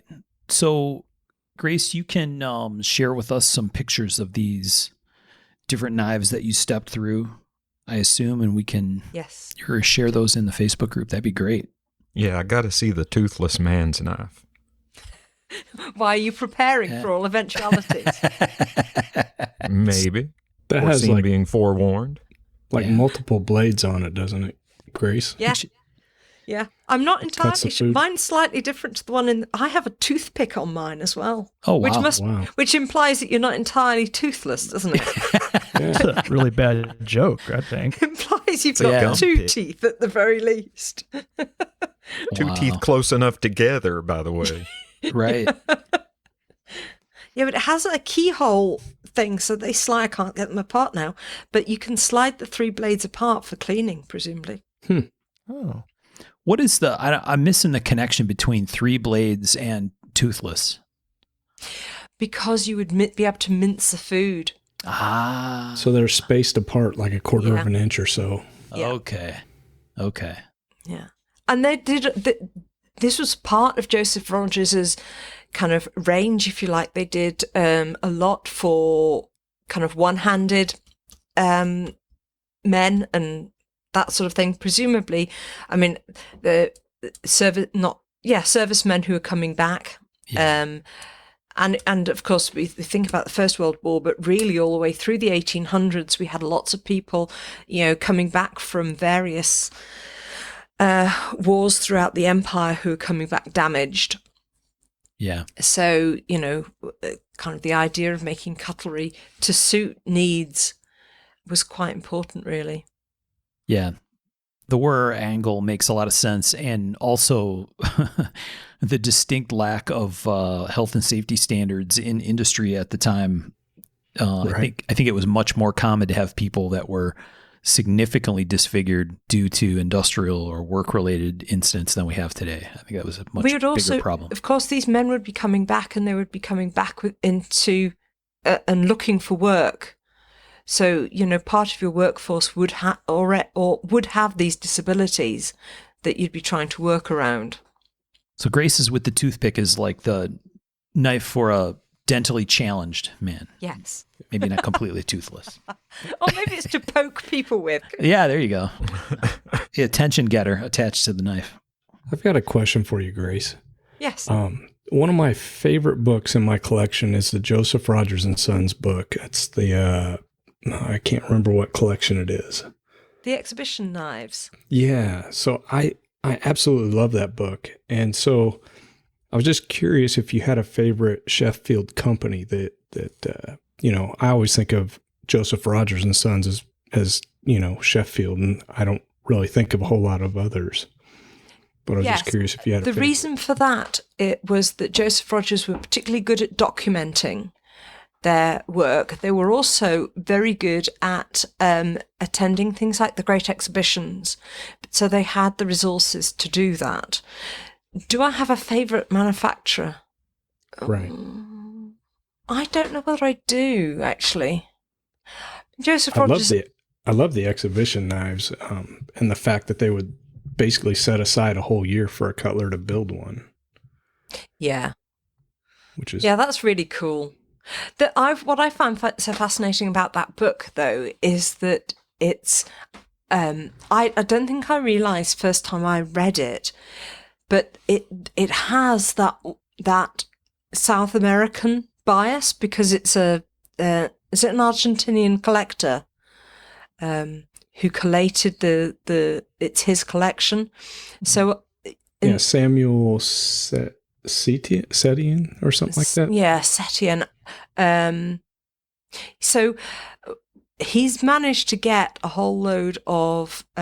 So there's lots of Joseph Rogers knives still in Sheffield, in the Millennium Gallery and that sort of thing, but they tend to be more inward looking. So they tend to be designed and bought by the British consumer, whereas that exhibition, that collection, he's managed to gather a whole load of knives that would have been directly aimed at the overseas market, and I think that's really quite fascinating. It is very exotic. Yeah, kukris and all sorts of stuff. Mm. Huh. Oh, that's very cool. If you haven't seen that book, you guys really should take a look at it. It's one of my favorites in my collection. Nice. I would. Can we post the bibliography, the list of books as well? Yes, because I've got a few on there. I've got the exhibition Knives of Joseph Rogers. That's such a good source book. I've also got the history of the Company of Sheffield Cutlers, which really does detail a lot of the kind of the back history of Sheffield and how it progressed. And if anybody's kind of interested in the general history of Sheffield, they've got a lot of that there, and it's really well documented. Heritage of English Knives is nice. It has a whole load of unusual knives, and not necessarily all Sheffield, but some London ones and from around as well, which is nice. Pocket fruit knives. Simon Moore is always good value. He documents a lot, beautiful photographs and very detailed. And there's not a huge amount written on pocket fruit knives. Some of them, the early ones, he covers are steel bladed, and then he goes quite quickly on to precious metal bladed knives. I found this wonderful. This is actually a thesis, but it's well worth a read if anybody is geeky enough to be bothered. It's a PhD thesis, but it's online. It's by Taylor. I think it's a female. I think it's Susan Taylor. It was written in 1988, but it's called Tradition and Change: Sheffield Cutlery Trades 1870 to 1914, and it really details and beautifully references all the kind of all those changes that happened. So and there was another couple there, but those are the kind of the interesting ones. A bit not many pictures in them. You'd have to go back. Some of them, the Heritage of English Knives and Exhibition Knives with Joseph Rogers, they're beautifully illustrated. They're well worth a look, even if you're just going to look at the pictures. I agree. It appears there's a few books that are supposedly rich in images. Sheffield's Industries, Cutlery, Silver, and Edge Tools, a photography or images of England, and a photographic history of Sheffield steel written in old photographs. Mm. Which don't buy them yet because I'm going to buy them for the go away. Yeah, we definitely try to, if we're going to reference books that are only available used or from a vintage bookstore, we always try to in the name of the show, Grace, we try to scoop those up before we have an episode because sometimes they tend to evaporate quickly afterward. Mm-hmm. Well, I reckon the ones that I've referenced are all easy to get hold of, or you can get them online. So, okay. I've got a few of them. These are on Abe Books. Abe Books, that's Michael's go-to source. He got me turned on to that place too, and I have a number of books from there. So this one is $6. I mean, how could I not? Yeah. Add to basket. Online shopping live on Mark of the Maker, home shopping club kind of thing.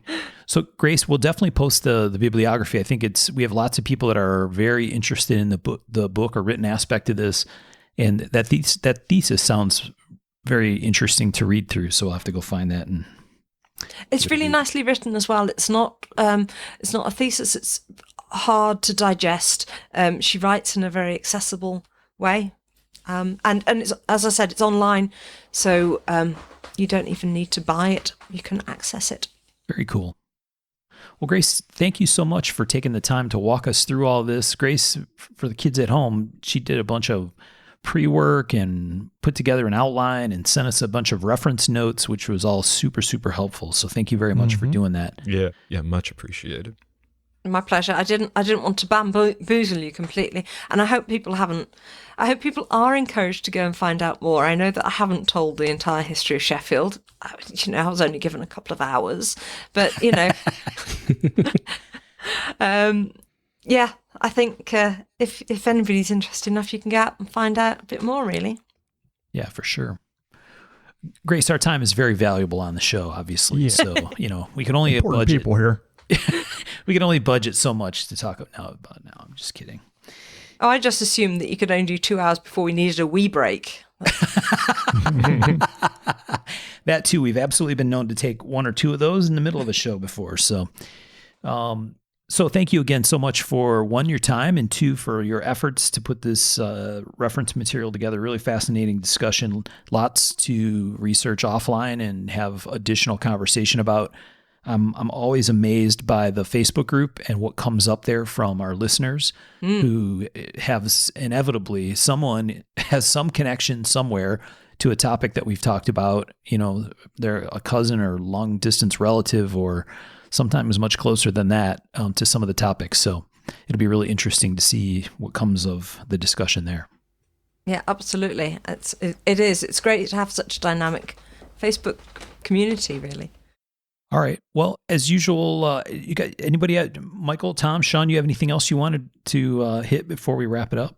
No, that's it. That was pretty awesome. No, I'm shopping right now. Yeah, we don't want to interrupt Michael's shopping opportunity. So as always, we thank everybody for, as I mentioned, joining us in the Facebook group. It's a great place to have a discussion about some of the things from the show, and this one will be a great one. We can share some Grace's references and the bibliography, maybe the outline too. I don't know. We'll have to talk about that. But lots of information there. We try to post lots of pictures on Instagram. So I'm sure once Grace is able to share some of these 8 pieces that she walked us through, we can share it there on Instagram as well, because people seem to really like the pictures piece of this whole thing. It makes it easier. Certainly in some of the cases of these tools, it makes it much easier to understand what we're talking about when you can see it. And then, as always, we have great support through our Patreon folks who help us keep the show rolling and allow us to bring this kind of content to you. So high five to them, and thank you for your continued support. We sincerely appreciate you. Thank you. So I think that's pretty much it. Grace, thanks again for joining us, and thanks to everybody for listening. Thank you. Bye. Thanks, Grace. Take care, folks.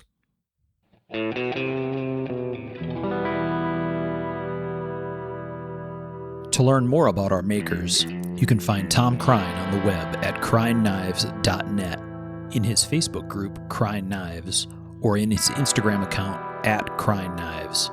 For Michael Birch, check birchtreeblades.com, Facebook group Birch Tree Blade Works, or Michael's Instagram @BirchTreeBlades.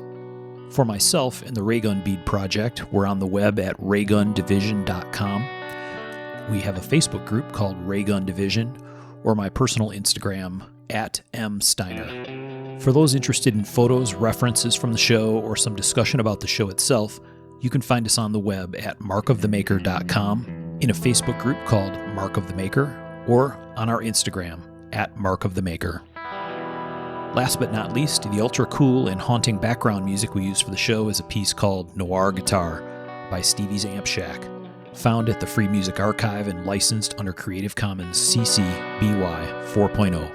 Thanks for listening.